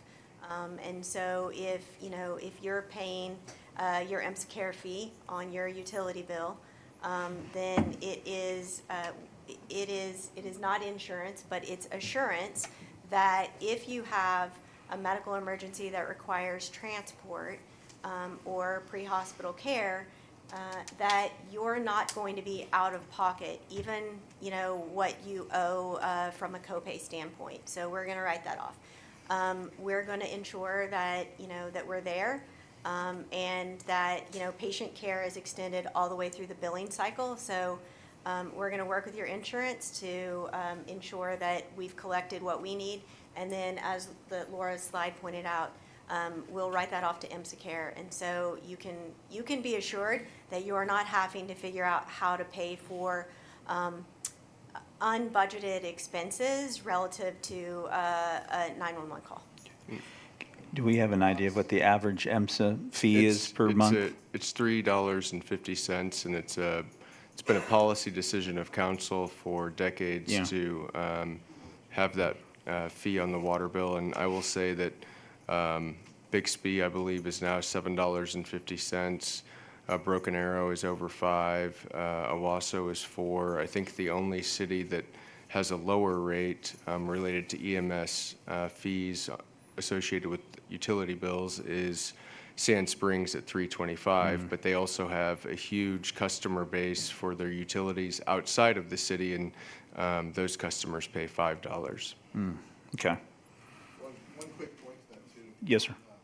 That I know John, I didn't mention here, but obviously it's not just transport if you're in Jenks. So any transport by EMSA. Oh, So if absolutely. you're traveling to Oklahoma City, if you're traveling to Tulsa, any Jenks resident that has that EMSA care is covered for those transports. So. Great point. Good point. Thank you. Two others? Sure. At any given moment, how many transports do we have in Jenks? At any given. Yeah, is there So a it's policy going that we always, I think you know where we're going with that. How Um, often can we be counting on that there's a truck that's not in Tulsa? Oh, so that's two different questions. So your initial question is going to be, based on time of day, day of week. I can't can't tell you at any given time how many transports. Your second question, what I can tell you on the previous slide set though is how many, we do annualized in the city of Jenks. Your second question is actually about our deployment model, because what I heard you say was how many trucks, maybe not in this way, but what you were saying is how many trucks are in the city of Jenks proper at any given moment. Is that- Yeah, in other words, with our agreement, is there always at least one transport sitting in our zip code that's, so not across the river? Correct. Yes and no. So with your agreement, what that means is that you are part of EMSA's deployment model. We use what we call a dynamic deployment model. We have extremely sophisticated software that predicts demand analysis. We know just about any given day at any given time how many calls we're going to have in any one area. And we move our trucks around our regulated service area to ensure that we're going to be able to meet the demand and the need of the communities, particularly centering around priority 1 calls. So, for example, you might notice, we don't just arbitrarily have an agreement with Quick Trip. Quick Trip is usually easy in, easy out, so ingress and egress. It does have a bathroom for our crews. But they are, we may be posted at one particular Quick Trip on a Tuesday at 10, but that Quick Trip might not be in our posting plan on Wednesday at 7 p.m., just given the nature of the system. And so you will see, if I were able to show you on a heat map, you would literally see our trucks moving around like this at all times based upon where we know a call is going to drop. So what that means is we'll position a little farther in and towards the city of Jenks on days of the week or times of the day in which we know the volume is going to be larger. And I think the strategy is not necessarily having one truck available within the city, but the strategy of how fast can IMSA respond and what is the total amount of trucks they have that are readily available to respond within Jenks. And that's why I think the response time model that we see here is important, because I'm not the expert, but one transport can take a significant amount of time. And so if you have one truck in the city and then that truck goes, responds, and is transporting to a hospital, the total time that may take could be hours. And so I think that's why it's important to have, that's why we value the partnership, is that the capacity that IMSA provides is significant compared to the capacity that, say, just the city of Jenks would be able to provide related to that same service. We do have a posting plan, and the resource at Jenks, right by the turnpike, is the Jenks location in our posting plan. It's right by the creek, it's well lit, there are bathrooms, like Jonathan said. Okay. And the last question was, is every driver, is every one of your personnel that's on the transport, at least they're a paramedic, I'm assuming? So it depends. Okay. So we run what we call a tiered system. So we have a mix of ALS and BLS. So an ALS unit is going to be an ambulance with a very specific set of equipment, and then an EMT and a paramedic. A BLS is going to be a unit that has a little bit less equipment, and then 2 EMTs. But at any time, when you see an IMSA unit driving down the road, there's going to be no less than either 2 EMTs or 1 EMT and 1 paramedic, depending upon, what that looks like that day. Okay, and for confirmation, for the person asking the question, the ALS is advanced life support and BLS is basic life support? Correct. Okay, thank you. Thank you. Any other questions from council? Okay, all right, please proceed. Thank you.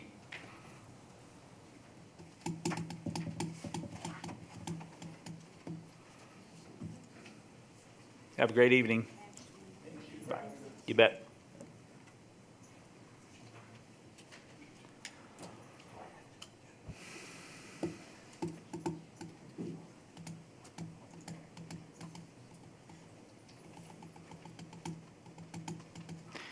All right, moving on to item number 4, ordinance 1669, an ordinance amending 715-1 of the Jenks City Code, updating the definition of accommodations to include short-term rentals, repealing all ordinances, parts thereof, providing for severability, et cetera, and declaring an emergency. We are on page 77. If you want to follow along administratively, and Mr. Macy, floor is yours, sir. Mayor and members of council, this, I apologize, my notes got taken away from me for a second. This ordinance is very simple. All we're mainly doing is updating the definition of accommodations in our code so that Airbnb and the like will collect the sales tax or the lodging tax. So when Airbnb and VRBO became popular, we may, in this, let's say, 10 years ago, there was like, what we were aware of, there might be 1 or 2 short-term rentals within the city.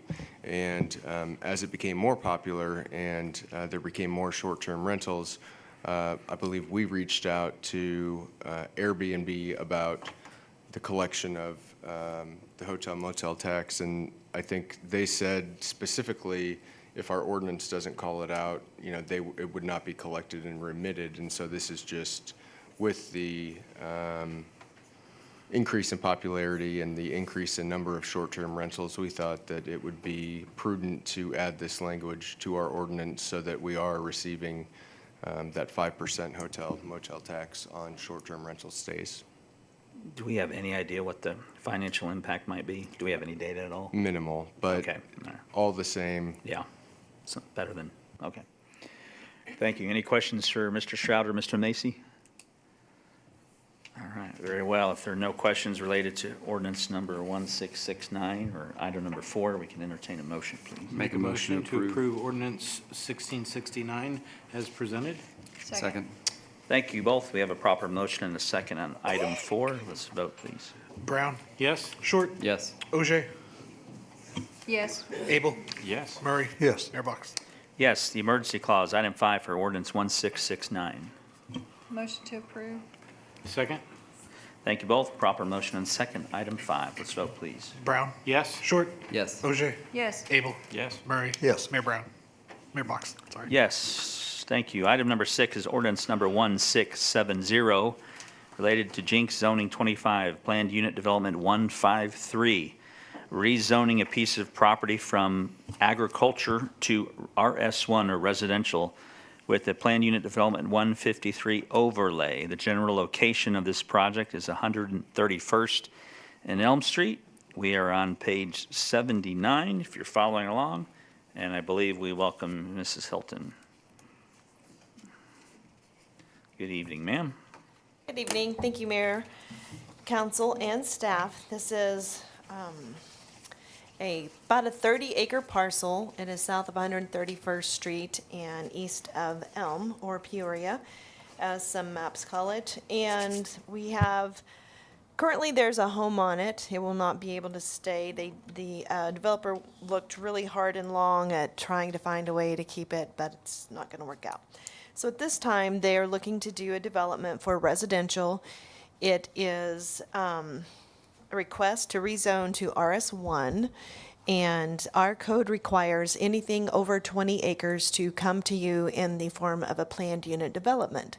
So the comprehensive plan says medium intensity single family, and it is currently unplatted. If you look on page 80, it shows you the parcel ID. These are 2 parcels. One is about 20 acres. The other one is about 9 acres. It went to Planning Commission earlier this month. They voted to approve it. We had 2 planning commissioners absent. In their absence, it was approved unanimously with conditions, and I did not write those conditions into it. I received an email from Ms. Montgomery, and she did remind me that they had, and I'm just going to read, I'll read that from her notes. So it says, the commission discussed that they would like to see amenities that allowed for residents to gather, congregate, and socialize in the south part of the development. They cited benches, soccer goal, or playground in the dry detention area. Chair West stated he would like to include the motion language that increased amenities in the wet detention area or dry detention area on the east. So I apologize, I didn't get the full, maybe didn't relay the full scope of their conversation to you. With that being said, also on page 80, you will see the chart that I tried to provide for you that shows this is what the PUD says, and if it had been a request for RS2, this is what our code would require, and then, in fact, they're asking for RS1. One of the reasons that, and I'm going to let the developer and their consultant speak to you about their project, but this is not a gated community, but it is a very high-end community. It's a little bit different than what we've seen in the sense of very high-end with public streets. So, and I'll let them give you those details. These lots are a minimum of 80 feet wide. The code only requires 70. So already they're going above and beyond, providing a much larger lot than normal. And the depth of them is a minimum of 130 feet. And what that does is allows that homeowner to have their own private amenities. If they want a pool, it allows them to have that. And if they want a clubhouse, et cetera. So the deeper lots allow for their own personal amenities. And that was something they were very cognizant of and very intentional. Then if there's a blue box there in that chart, it indicates that there is a deviation from the code. It doesn't mean it's less than the code. It could mean it's greater than the code, but it does indicate a change. If you go down where it says UDO highlights, and again, I highlighted amenities, and part of that is because recently we've had a couple of projects come before you where amenities were part of the conversation, but also because our code actually says if you're doing single-family residential only, so this is not a mixed-use project or it's not a project with multiple development areas that have different types of uses, if you're only doing single-family residential, then your amenities could offset that, because when we updated the comprehensive plan and then updated the UDO, the idea was not so much cookie cutter residential, but more diversity within the subdivision so that it looks more unique. On the right side, under the yellow belt that says UDO highlights, on the right side talks about what they are doing and providing. It is 100% masonry or stone. Another thing, 3-car garage is a minimum requirement on their end. These are not UDO standards. These are something they have put into their PUD. They are asking for a larger sign, which I've talked to you every time about. We'll look at the code and maybe amend that. Let's see, minimum house square footage. This is also a conversation that we've had multiple times recently. It is not listed, to my knowledge. I didn't see it, so if they can say otherwise if it's in there, but I didn't find it. That's something that is not a UDO standard, so it's not a zoning conversation. It has been a standard practice at the City of Jenks to include it in the planned unit developments, but it is not a zoning requirement, so that is something, if it is important to you, that would be a conversation you would need to have. I believe we have a section of the code called links and nodes, and we had an applicant come forward a couple of months ago, and they just talked about basically that the way our code is written, it's very difficult to meet that, and they asked for an exception, and this would also, it's not written into the staff report, but the way that the streets are laid out right now, they couldn't currently meet the exact links and nodes. So link is saying this is a portion of street, and then you have an intersection, street, intersection, street, intersection. And the idea behind that is to make it, one, safer for autos and pedestrians, and especially if you have a neighborhood that has both. And I think in this area of town, we're going to continue to see a lot of families, and there's going to be a lot of activity on the streets, on the sidewalks, et cetera. So that's one of the reasons. And then the other one is just good design. It doesn't mean that they have a bad design. It just means that our code, I've been told by multiple consultants, it's very, very challenging to meet that links and nodes requirement. Another portion of the code that I probably need to go back and just make sure it's reasonable. We don't want to try to enforce things that are not reasonable. And that's really the bulk of what I have to say. I do recommend approval of this project. It's called Bentley Ranch. I don't think I had anything else for you. At that, if you have any questions for me, I'll try to answer them. The consultant is present and the developer is present to answer questions as well. Yeah, so on page 95, if you could, links and nodes is never really wrapped my head around it, and I haven't heard the words in a long time. But looking at this map of the streets, how is it not, I don't want to use the word conforming or compliant, but how is it not meeting a standard in your opinion? I think our code probably would have required another through street here or there. So, A through street, okay. so instead of, maybe it wouldn't be so long, maybe it would go, maybe there'd be a street or like right through here. So then you'd have another node. You'd have a node here, street, node, street, So, node. but Or in this even par- maybe here. But on that particular map, you're talking every 3 or 4 houses, you have to have another street? Exactly, and that's why they said it's really hard in these suburban neighborhoods to accomplish that. It makes more sense in a denser environment like a Main Street or a Senko subdivision, something like that, where you want smaller blocks, et cetera. Okay, because, yeah, I was going to say, looking at this, this looks very similar to a lot of the, I'll call nicer neighborhoods in South Tulsa. Exactly. Maybe it looked no different, so, okay. Usually neighborhoods have Straight. multiple entrances and exits. Would that be a concern that there's only one entrance? Yeah, we'll get to that. Okay. It's going to be a topic, sure. We'll probably ask that of the applicant and then the fire chief if we could, Mr. Abel. Sorry. I would remind you that this is a concept and most subdivisions are phased. And we would not build anything that was not safe, and that would be handled through the fire department and their codes. But as a general concept, you're saying, when you approve this, you're saying this is a good concept, but it doesn't mean that this exact thing is what will come back as a plat.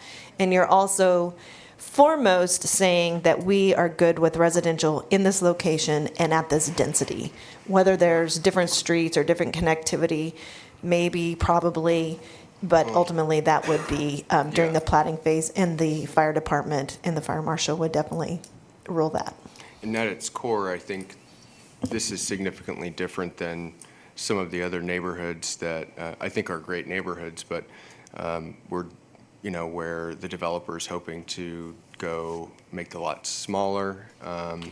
And in this case, we do have 2 stub outs to the south and to the west, I believe, that hopefully over time as the land develops around this neighborhood will be connected to other neighborhoods. I think that's something that came out of the comprehensive plan from 4 or 5 years ago, was we have a lot of neighborhoods that don't connect to other neighborhoods. And so when we're talking about connectivity, and our goal is to have public trails on all major streets like Elm, Elwood, 111th, 121st, eventually 131st. And in order for neighborhoods and residents to be able to get to those trails, they sometimes may have to pass through another neighborhood to access that, those trails. And so I think maybe an example is like you have Dutcher's Crossing at 141st and Harvard that then flows into Gray Oaks, that now flows into Harvard Oaks. Yeah. And so I think that's kind of the concept here, would be that as this develops, everything is connected, whereas in the past, some of our neighborhoods are not. And Ms. Hilton, so far, it looks like from the land use plan on page 81, everything surrounding, for the most part, except due east, is medium intensity, single family. Yes, sir. But there's nobody talking to you about any potential plans for any activity on any parcel that touches this particular tract, right? No, that is not correct. There is? Yes, the land to the west, we've recently had a meeting on that. Okay. Okay. Residential in nature? Yes, sir. Okay. Good question. Mr. Abel, we'll probably get to it when we get the public safety to address it. Any other questions, council, on my right? Yeah, I was Mr. kind of Brown? following the same thing as the stub outs, the viability of that. I can't recall the last time that we had a PUD that was sandwiched in, surrounded on three sides, where there wasn't an opportunity for multiple ingress or egress. So that was my main concern. Yeah, okay. Anyone else on my left? Mr. Murray? Yeah, back to Councilor Abel's deal, I guess, on the egress of any type of emergency vehicles and stuff, and knowing there's studs out right now, according to the drawing. I guess in concern with that 131st is 2-lane, and the infrastructure right now doesn't look like we're going to be doing anything in the very near future to do anything with that. But putting any type of emergency vehicles going in and going out of that, and again, it may be a little early, you say this may be more of a plat thing or the PUD discussion, but just at least getting the earful out, knowing that we're going to have to see something to kind of help with our firefighters, our police officers, or IMSA responding to something in there, because if something happens to that entrance, 85 homes are going to be out of luck. And so I guess just voicing that we definitely want to make sure that we're looking at that, and the developers understanding that, don't know that they can give us a direct answer yet, but it's something to for sure put on the drawing board, that we're going to need to see something or have something knowledgeable to say, yeah, this looks good and we want to go forward, knowing that we're not putting any residents in jeopardy and plus the motoring public around there. Thank you, Mr. Murray. So it's pretty clear that the council has and public had some initial concerns about that, but we'll go ahead and take that up with the applicant, and we'll give the fire department an opportunity to speak on to what their thoughts may be. But I do, to your one point, that's probably a question. If we want to beat that to death, probably not tonight under zoning. We can look at that again when we see this project come back with a plat. Thank you, Yes, Mr. sir. Yeah, we can bring the applicant forward and we can hear from them.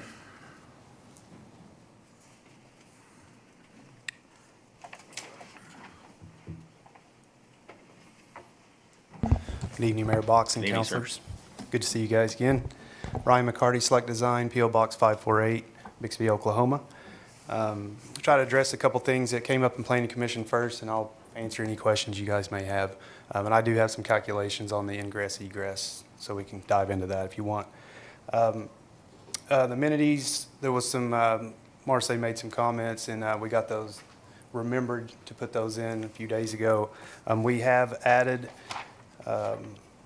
additional sitting areas and landscaping around the east pond, which was a dry pond.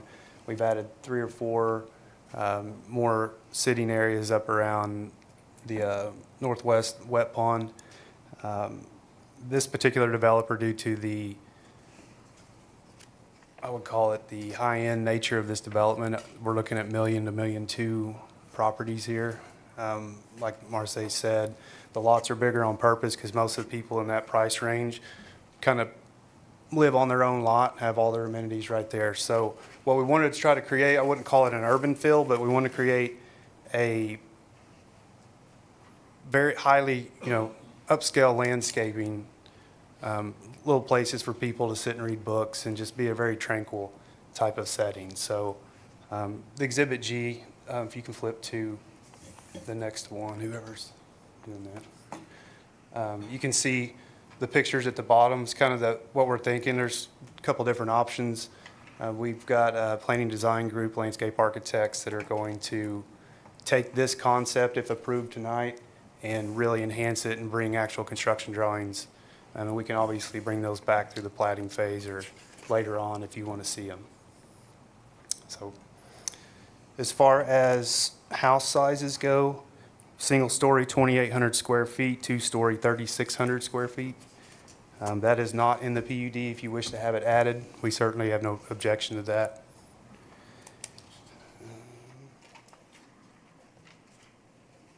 And the links and nodes things is tough, I will just say. I've been designing subdivisions for 20 years. And the only way I can figure out how to solve it is to put a four-way intersection into one spot, because then you get four links off of one node versus 3. So our current number is 11 links to 10 nodes, so it's 1.1. Code says it has to be 1.2 is the ratio. So we're one link short. So just wherever that goes. And I know it's a plating function on the ingress egress, but I would like to have that conversation, especially if fire is willing to give us some comments so we can adjust our preliminary plat accordingly. I'll give you some calculations real quick. So the way separation is required from the code is you take the longest diagonal of the property. So northwest corner to southeast corner, we're looking at about 1,652 feet. You take the half of that, and that's the minimum just separation between entrances. So if you do the math on it, we have 996 feet of frontage on 131st Street. So the center line of each street would have to be 85 feet from each corner, which shoves streets so far wide. Even if the pond wasn't there, it'd be kind of a weird thing. So what we would like to propose, like they said, we're planning on future developments to connect to this, obviously. We can, in the northeast corner, it doesn't meet the minimum separation, but we could burn a lot, like at that knuckle, and put a temporary secondary fire access with a crash gate, Knox box type thing. If this property to the west does develop soon or comes in, you guys approve something, maybe we can get that lot back later on. Once it becomes physically, we have connection back to Elm. Which one would you propose would be the most likely to burn now? Left, that one. That one, yeah. Just that way, if the entrance was blocked and 2 cars on fire, you would get down, you would have access down that next leg. If we were to put that as a condition of approval and leave it as a temporary, would you just imagine, would you just gravel it or what? Just leave it gravel for now and then later on, by the time this develops, you can imagine it's gonna be a year or two before you sell all these lots. What would that look like? That's really gonna come down to, we have done gravel fire lanes in Jenks that are not preferred. Does that impact your ability to sell the lots to the side of it? It could. I mean, those lots are 80 feet wide. I mean, Yeah. 20-foot wide Okay. strip. I mean, we want to be reasonable, but, okay. We hope it never gets used, Yeah. obviously, but. We'll park that for the discussion a little bit. Okay. That's really all I have. Oh, you were done? I'll answer Okay. any questions you guys. All right, have. thank you, sir. We'll open up, we'll start on the left. Any questions from council over here on my left for Mr. McCarty? Over to the right? Really? Mr. Brown, not one. All right, we're gonna go ahead and, since it's been brought up a number of times, we'll want to get the fire chief's opinion on the ingress egress. But before you run, Ryan, just real quick, looking at the entrance, how many feet of separation are there? But, the island that you have there that separates the incoming from the outgoing, how much, is there a full lane there? Do you have any numbers? You talk about how wide is the pavement on each side? Yeah, I want to know if my firefighter comes through and It's 20 feet. okay. Yeah. All right. Chief, you want to give us your professional opinion on whether or not the council would grant approval or conditional approval without a second point of access for you? Well, I can answer a couple questions for you. Actually, at this point, obviously, we have not reviewed this because we reviewed it during the planning process. So just be aware of that we Okay. haven't seen this at this point. So code-wise, the requirement is anything with more than 30 single-family homes requires 2 entrances. There are some exceptions to that, and one of them that may be an option if these are high-end homes is actually sprinkling the homes. Just throwing that out there for the developer as well, because that's also an option to eliminate that requirement. Otherwise, if there's future development that's being planned, and we would look at that as actual planned, not just sometime in the sometime in the future happening, we could look at a stub out as a potential temporary requirement as we get through that process.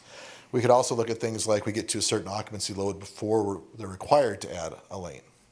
So if they got once they get over that 30 homes, or we could even possibly look at, slightly more than 30, a 10% increase, 33 homes, something like that, that makes it reasonable where they could do some business and start putting some homes in and doing some things. But all that to say is the fire marshal will review all those and work with the developer and try to find the best option. So there are some options, is basically what I want to say with that. And there definitely is a code requirement for 2 entrances. So, any other questions for me? So you don't want to say whether or not you don't have any real concerns about getting a truck in and out here, assuming the entryway is not blocked? As drawn right now, it does not meet code. It would be my requirement, would be my suggestion.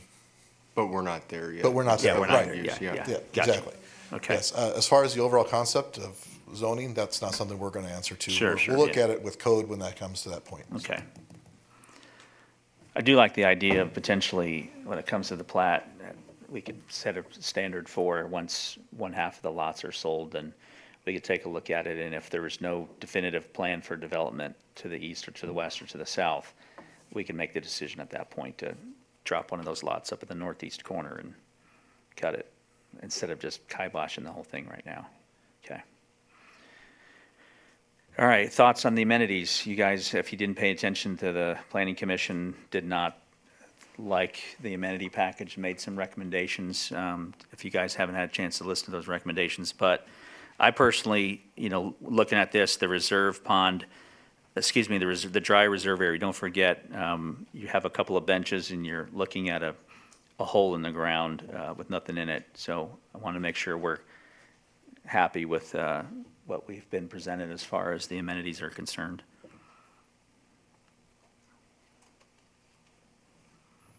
And whether we want to get to it now or at the plating, I was going to throw out the recommendation that the applicant would consider putting in a pergola structure, maybe with even a little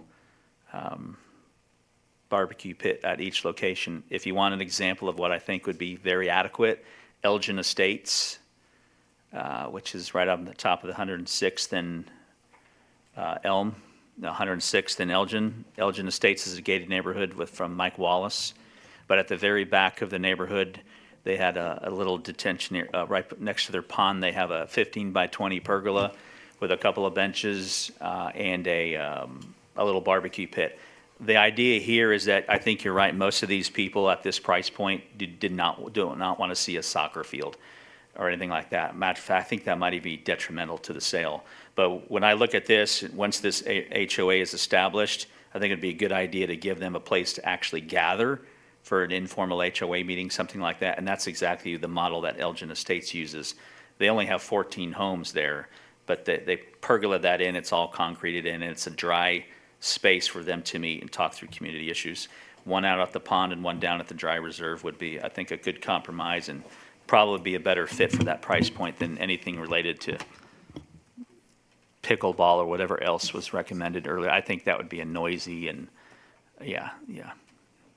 Looking at the neighborhoods around us, we would never consider having a recreational sports court inside a neighborhood where somebody's paying $1.2 million for a house.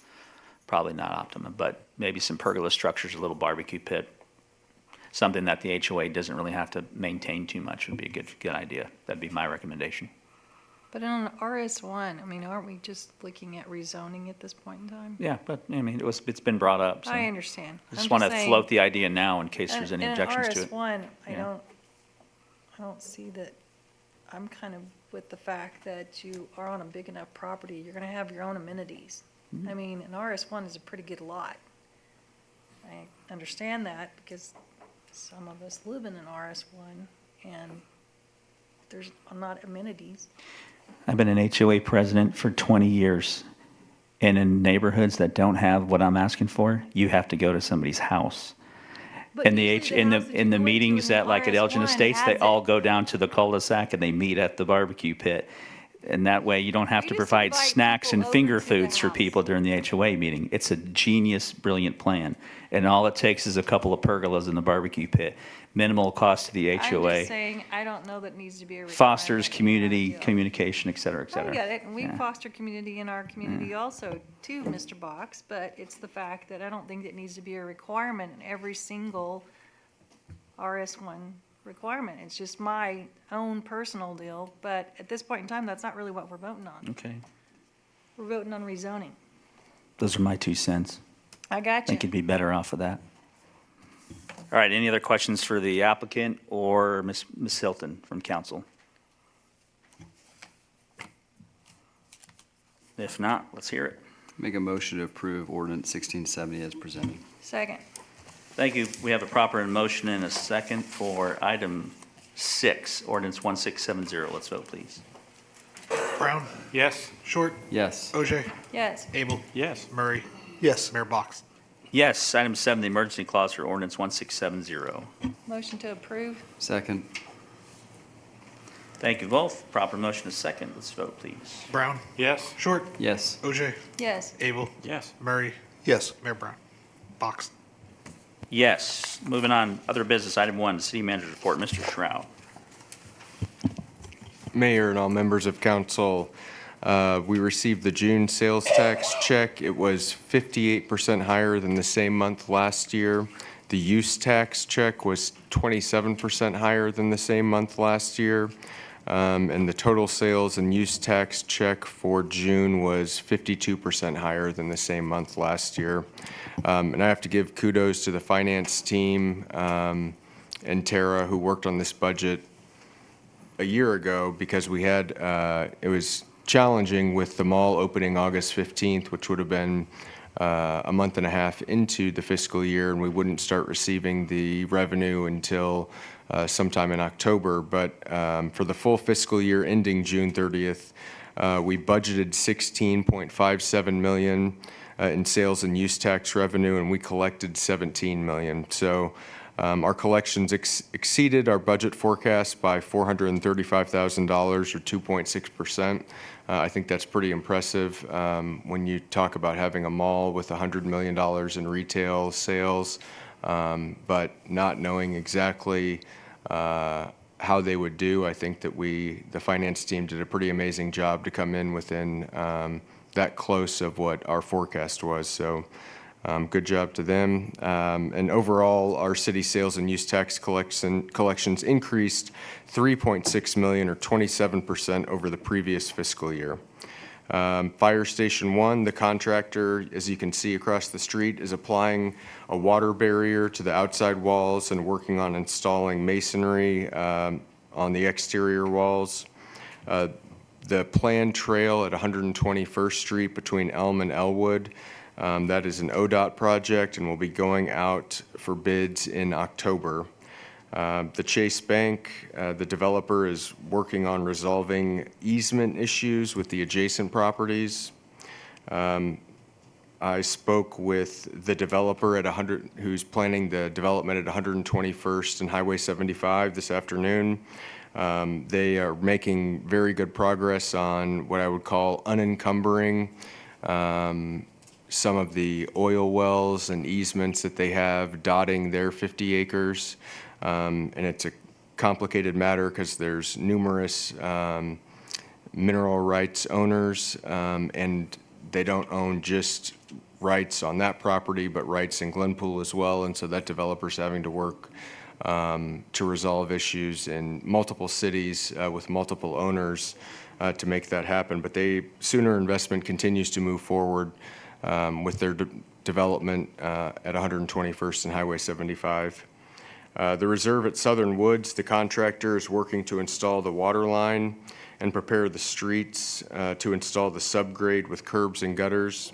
And July 4th is a Friday this year, and the fireworks will start at 9 p.m. We're excited to celebrate America and bring tens of thousands of people into the city and shop at all of our retail attractions. If you have any questions, I'd be happy to answer them.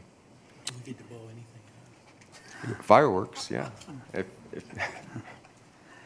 Any questions for Mr. Shrout? All right, thank you very much. Committee reports, by the way, I don't know if I made this, we talked about this, but when you establish these committees that you guys are running, I think we talked about a minimum expectation of a quarterly report. I think it would be safe to just go ahead and say that those reports would be on the last month of the quarter. So basically March, June, et cetera, et cetera. So I'm not going to hold that to you tonight, so I'm going to open the floor to anybody that has any committee reports or any council member that just wants to talk or report about anything going on in the community or your ward. The floor is yours.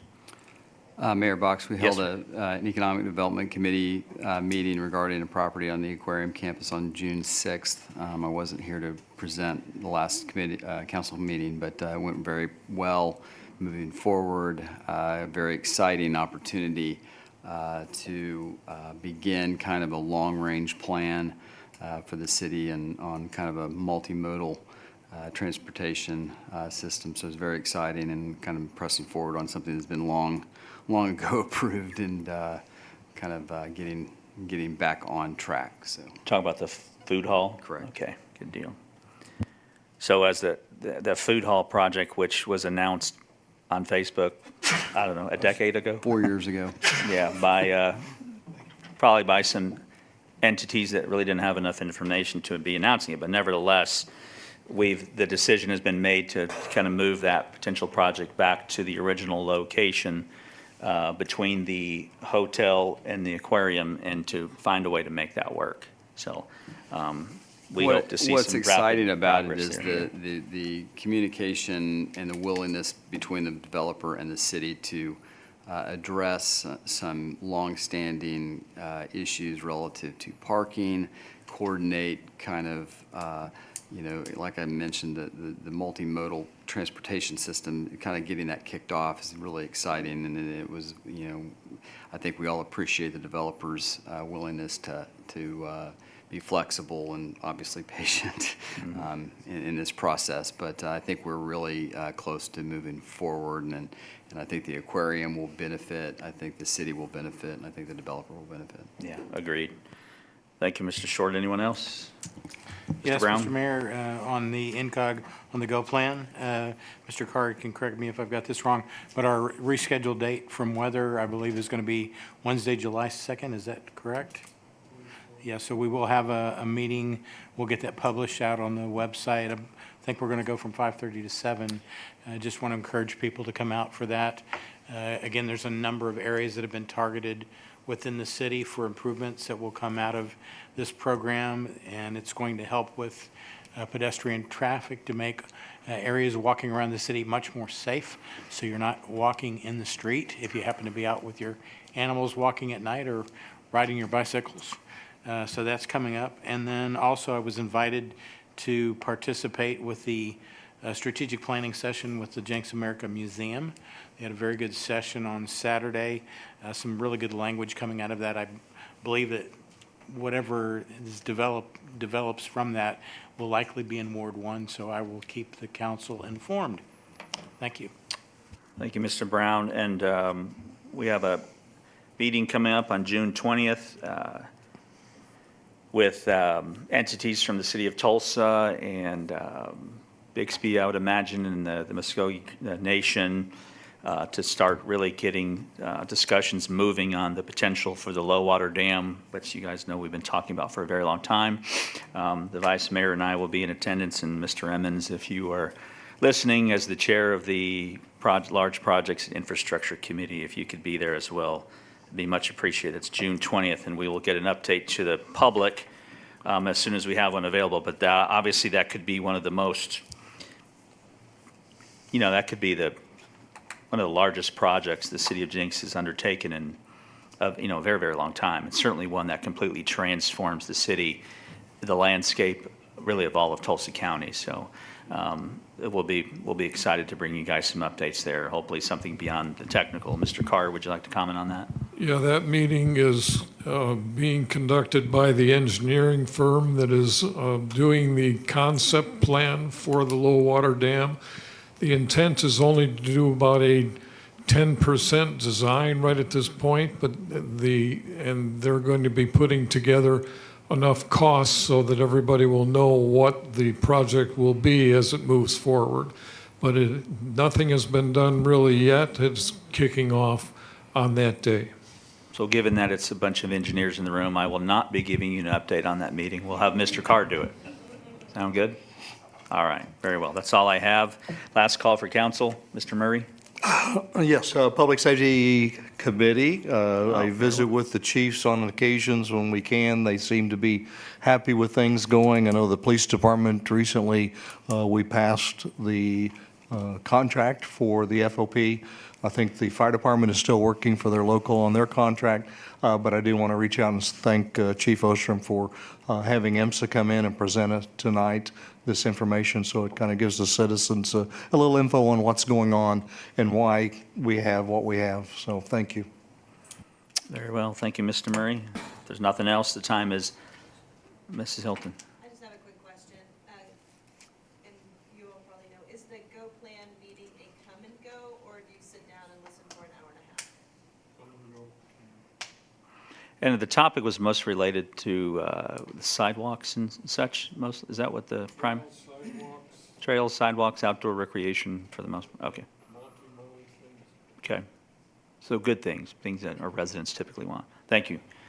Okay, 7:30 PM, the city council meeting is adjourned. Thank you. Do you guys want a break before we jump into Public Works? Because it'll only take a minute. We can take a break after that if we need to. Okay, we're going to take a quick break. It only requires one vote.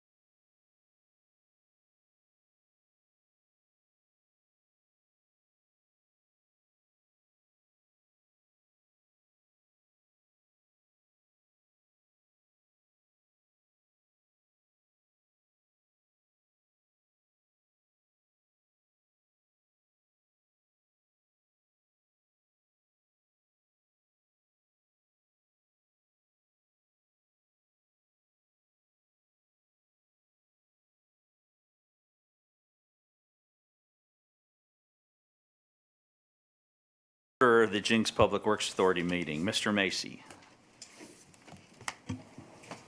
Brown, Present? Short, Here. Emmons, Ogier, Here. Abel, Here. Murray, Here. Chair Box. Here, item number 1, our consent agenda. Motion to approve, or we can pull an item to discuss. Motion to approve the consent agenda as written. Second. Thank you both. Proper motion to second item 1. Let's vote, please. Brown, Yes? Short, Yes. Ogier, Yes. Abel, Yes. Murray, Yes. Chair Box. Yes, no need for item 2. Moving on. General Manager's report, Mr. Stroud. Anything else? No, sir. Okay, then we welcome Ms. Angie from the Dunce for their monthly chamber report. We're on page 91 if we're following along. Good evening, ma'am. Good evening. My glasses on there. Mayor, council, and staff, thank you for having me. And for the time tonight, the KPI dashboard that's in your packet tonight is just meant to be a snapshot of what I'll be presenting. I am working with city staff to refine those KPIs and for the contract, and we hope to have that back in front of you very soon. But I want to give you some updates on the Food Truck Festival, which was on May 31st. I did meet with Placer AI to get some attendance reports and things to bring to you. This year, our attendance was 8,200 people. That is just at the Food Truck Festival. That is only 300 less than last year. I'll kind of explain what we're looking at and why the difference there. We had 35 food trucks, 28 vendors, and 6 sponsors. Very similar to last year. There were 30 food trucks last year, 35 vendors, and 7 sponsors. The event revenue from sponsors and vendors this year was at $24,500, and last year was at $23,000, so we're up just a little bit this year. Event expenses as of May 31st were $2,744. There are still a few payments that are outstanding to like trash and things like that, so we're still working on that. Survey results from our vendors, food trucks, and sponsors. The satisfaction was positive in all categories. 82% said they would participate again next year, and 62% reported sales were higher this year than last year, so that's great news. Several Main Street businesses, of course, we don't have exactly what they sold, but they did report great sales. One of our businesses on Main Street said between 9 a.m. and 11 a.m. was actually fantastic for her, and that was even before the Food Truck Festival was open, so great news there. We did have a date change this year. I'm sure you noticed that. There were some positives to that. It gave us enough time between the Herb and Plant Festival and the Food Truck Festival. It gave us about a month separation, so a lot of people were happy with that. However, I think maybe some of the decline in the attendance was because school was out. People were on vacation. It was right after, the week after Memorial Day weekend. So we're going to kind of balance some of those pros and cons and see what we'll do next year. But it definitely will be in the month of May. We need to figure out which weekend is best. So, but overall, very good information to have. Some of our upcoming events. Tomorrow, we will welcome Beck Design. They will be presenting on the Downtown Master Plan. That event is almost sold out. It is one of our largest events so far this year, so we're really excited. If you haven't registered yet, I would encourage somebody to do that this evening. It might sell out, and we will probably have walk-ins. We will have a special guest tomorrow as well, so just want to kind of throw that out there. On June 20th, we are having a lunch and learn with Rob Miller. He is going to speak on connecting education with business, and so that should be a great event as well. And then June 25th, we have Bowling for Business. July 12th, everybody looks forward to this, Sharks in the Park.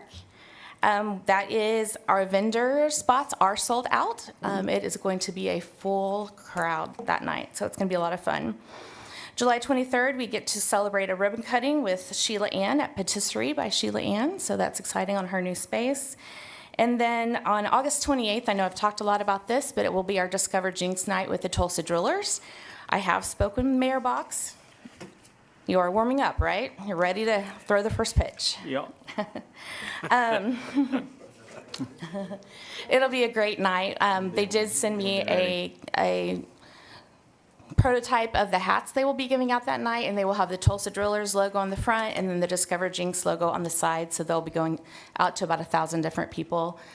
We will have a Network Jinx before the game at the stadium, so anybody that would like to come and network with us, we will be doing it there at their fun little area underneath the stands, the bar area with cornhole and all that kind of stuff. So that'll be a fun night.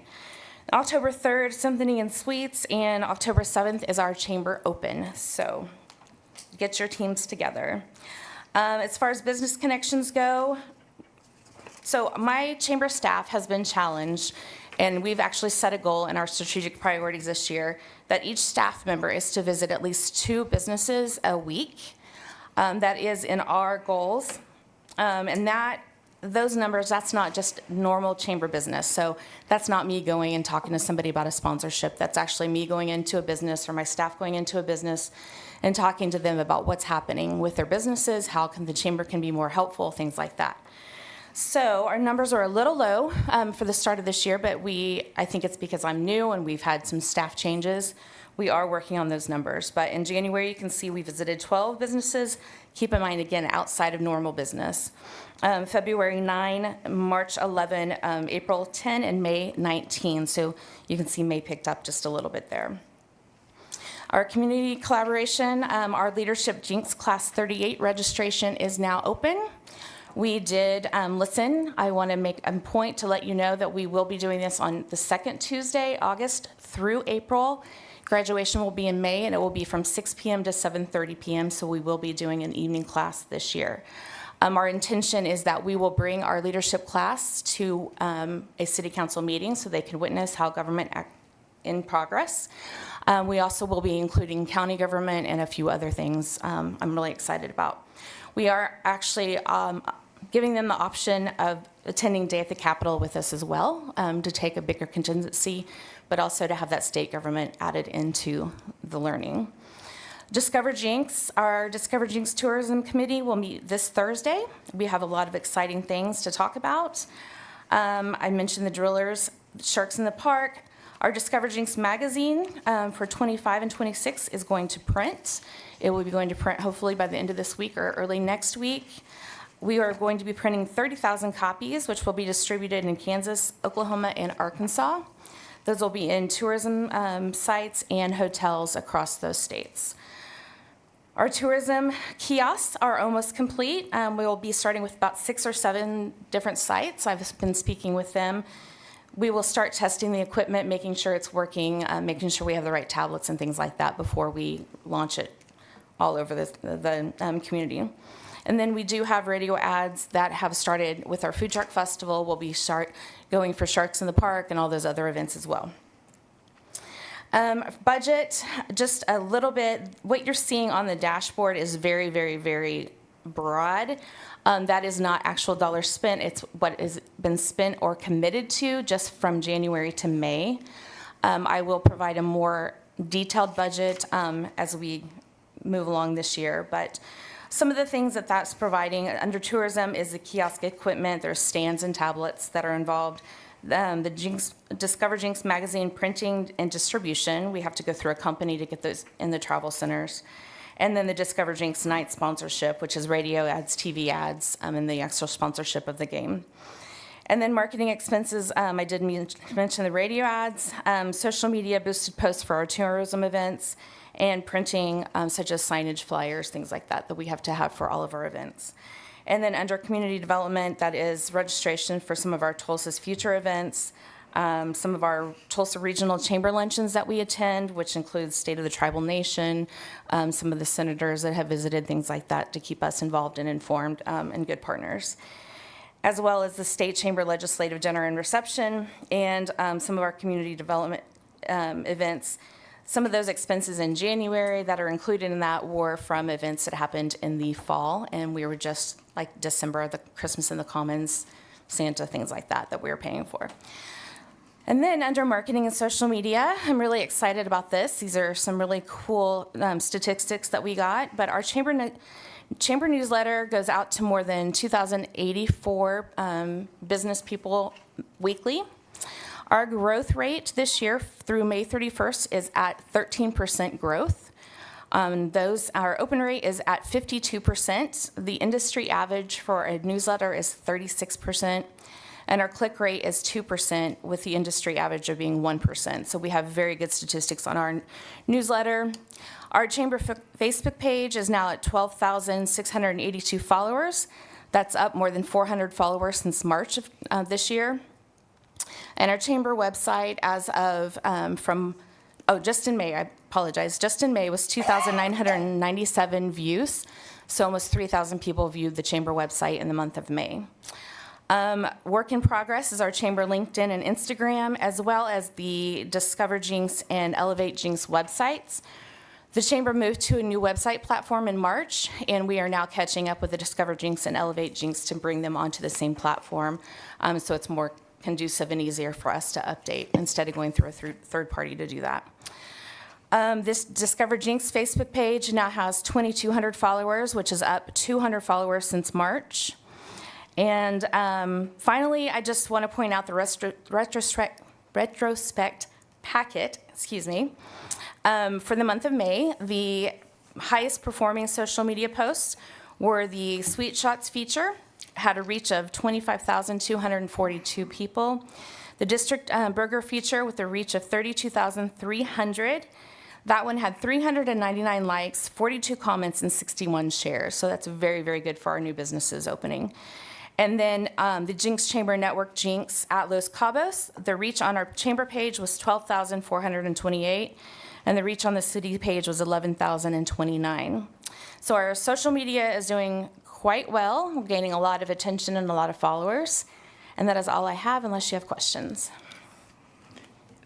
I think I like what you're doing as far as giving us the percentages of everything and the breakdown, which is really refreshing. Thank you.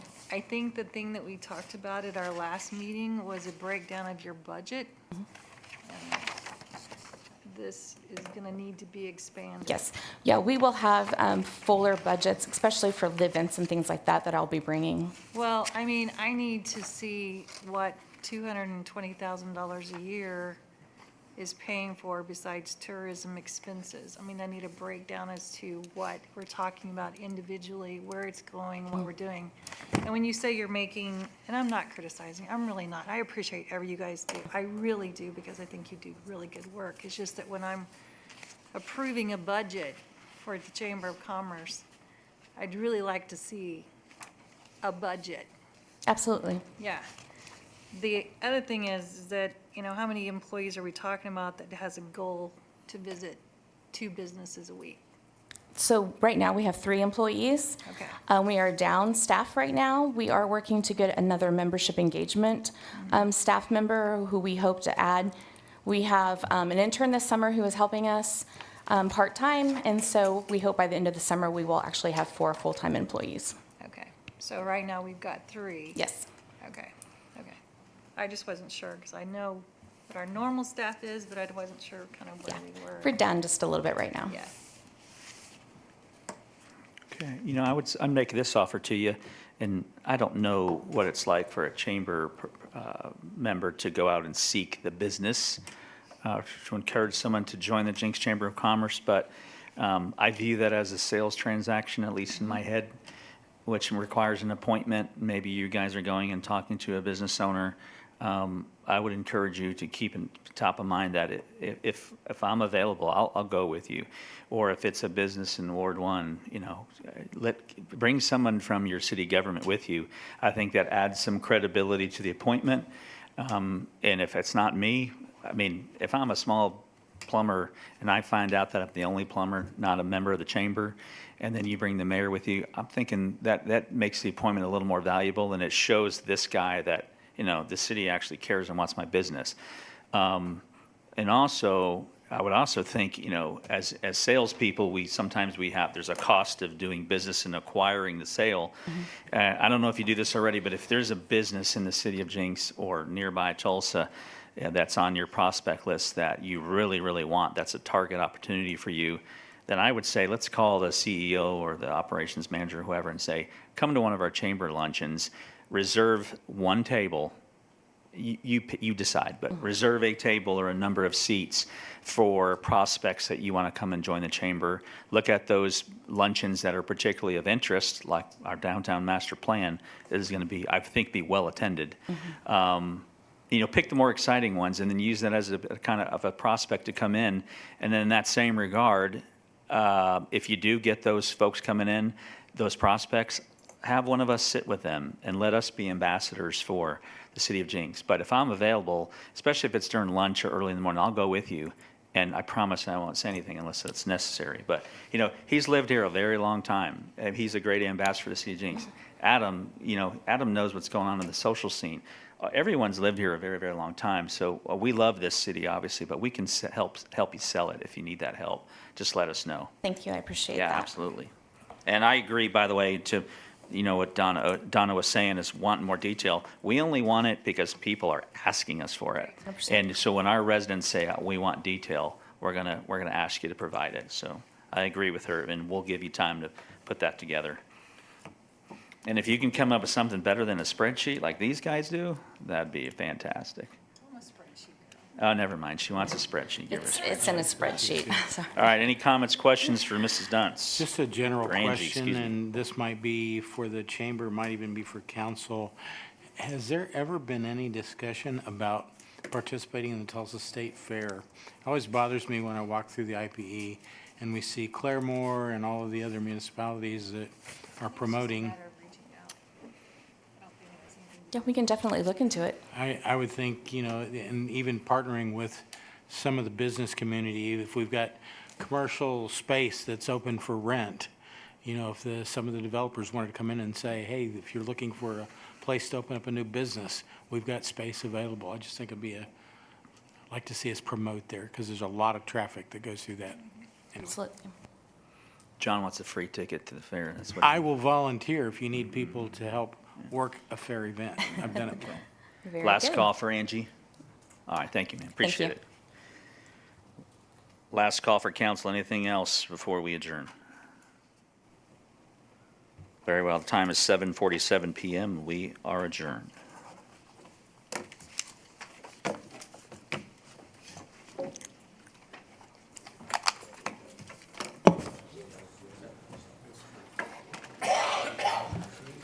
Where's...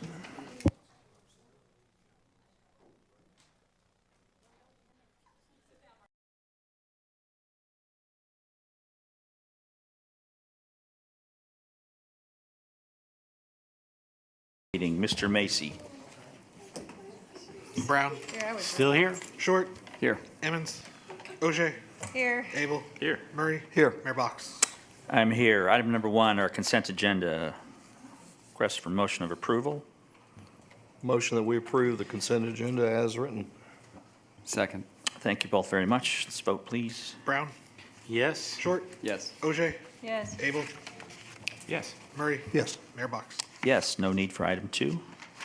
Moving on to item 3, potential executive session for the purpose of discussing the potential purchase of real property located generally near the intersection of Riverfront Drive and Aquarium Place. Need a motion to enter executive session.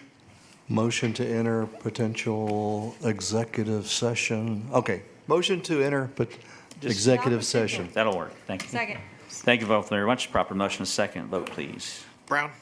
Yes. Short. Yes. Ogier. Yes. Abel. Yes. Murray. Yes. Mayor Box. Yes, we will return. Thank you very much for your patience. If you get cold, you can ask one of those people in the back there to turn that thing down.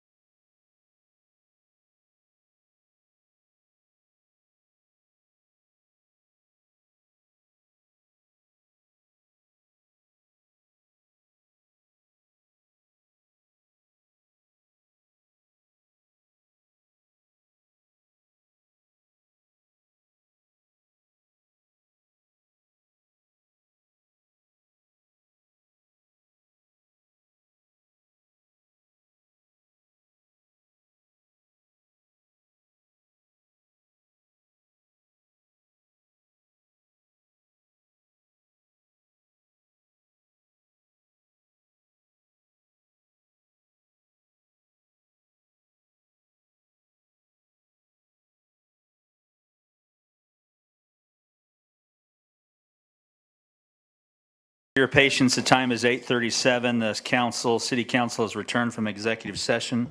No votes were cast. We're moving on to item number 4.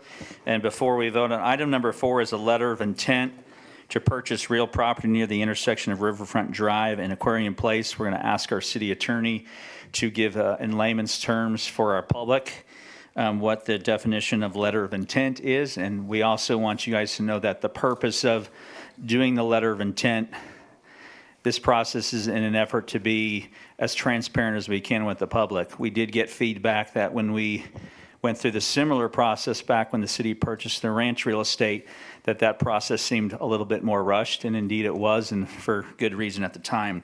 So this is an effort from city staff's perspective to put this all out in front for the public view so we can walk through this process together. So Mrs. Nowlin, if you could go ahead and proceed with item number 4. Yes, Mr. Chair and our trustees. This is a non-binding letter of intent. The purpose of this is essentially to authorize staff to explore the possibility of purchasing this property and to negotiate with the seller and do our due diligence on the potential purchase. It contemplates that once that due diligence is done, if JEDA and the city want to move forward, that then we would come to JEDA or whatever related entity is appropriate and ask for approval of a real estate contract. So this initially shows enough support for staff to move forward with doing our appraisals and due diligence and negotiations and running numbers. Inspections, et cetera. Yes. Okay. Last call, questions from Ms. Nowlin. All right, we're going to proceed with item number 4. Just as a reminder, your vote of yes means you approve the letter of intent. So we'll go ahead and make a motion on item 4, please. Make a motion to approve item number 4 as presented. Second. Thank you both. Proper motion and a second on item 4. Let's vote, please. Brown. Yes. Short. Yes. Ogier. Yes. Abel. Yes. Murray. Yes. Chair Box.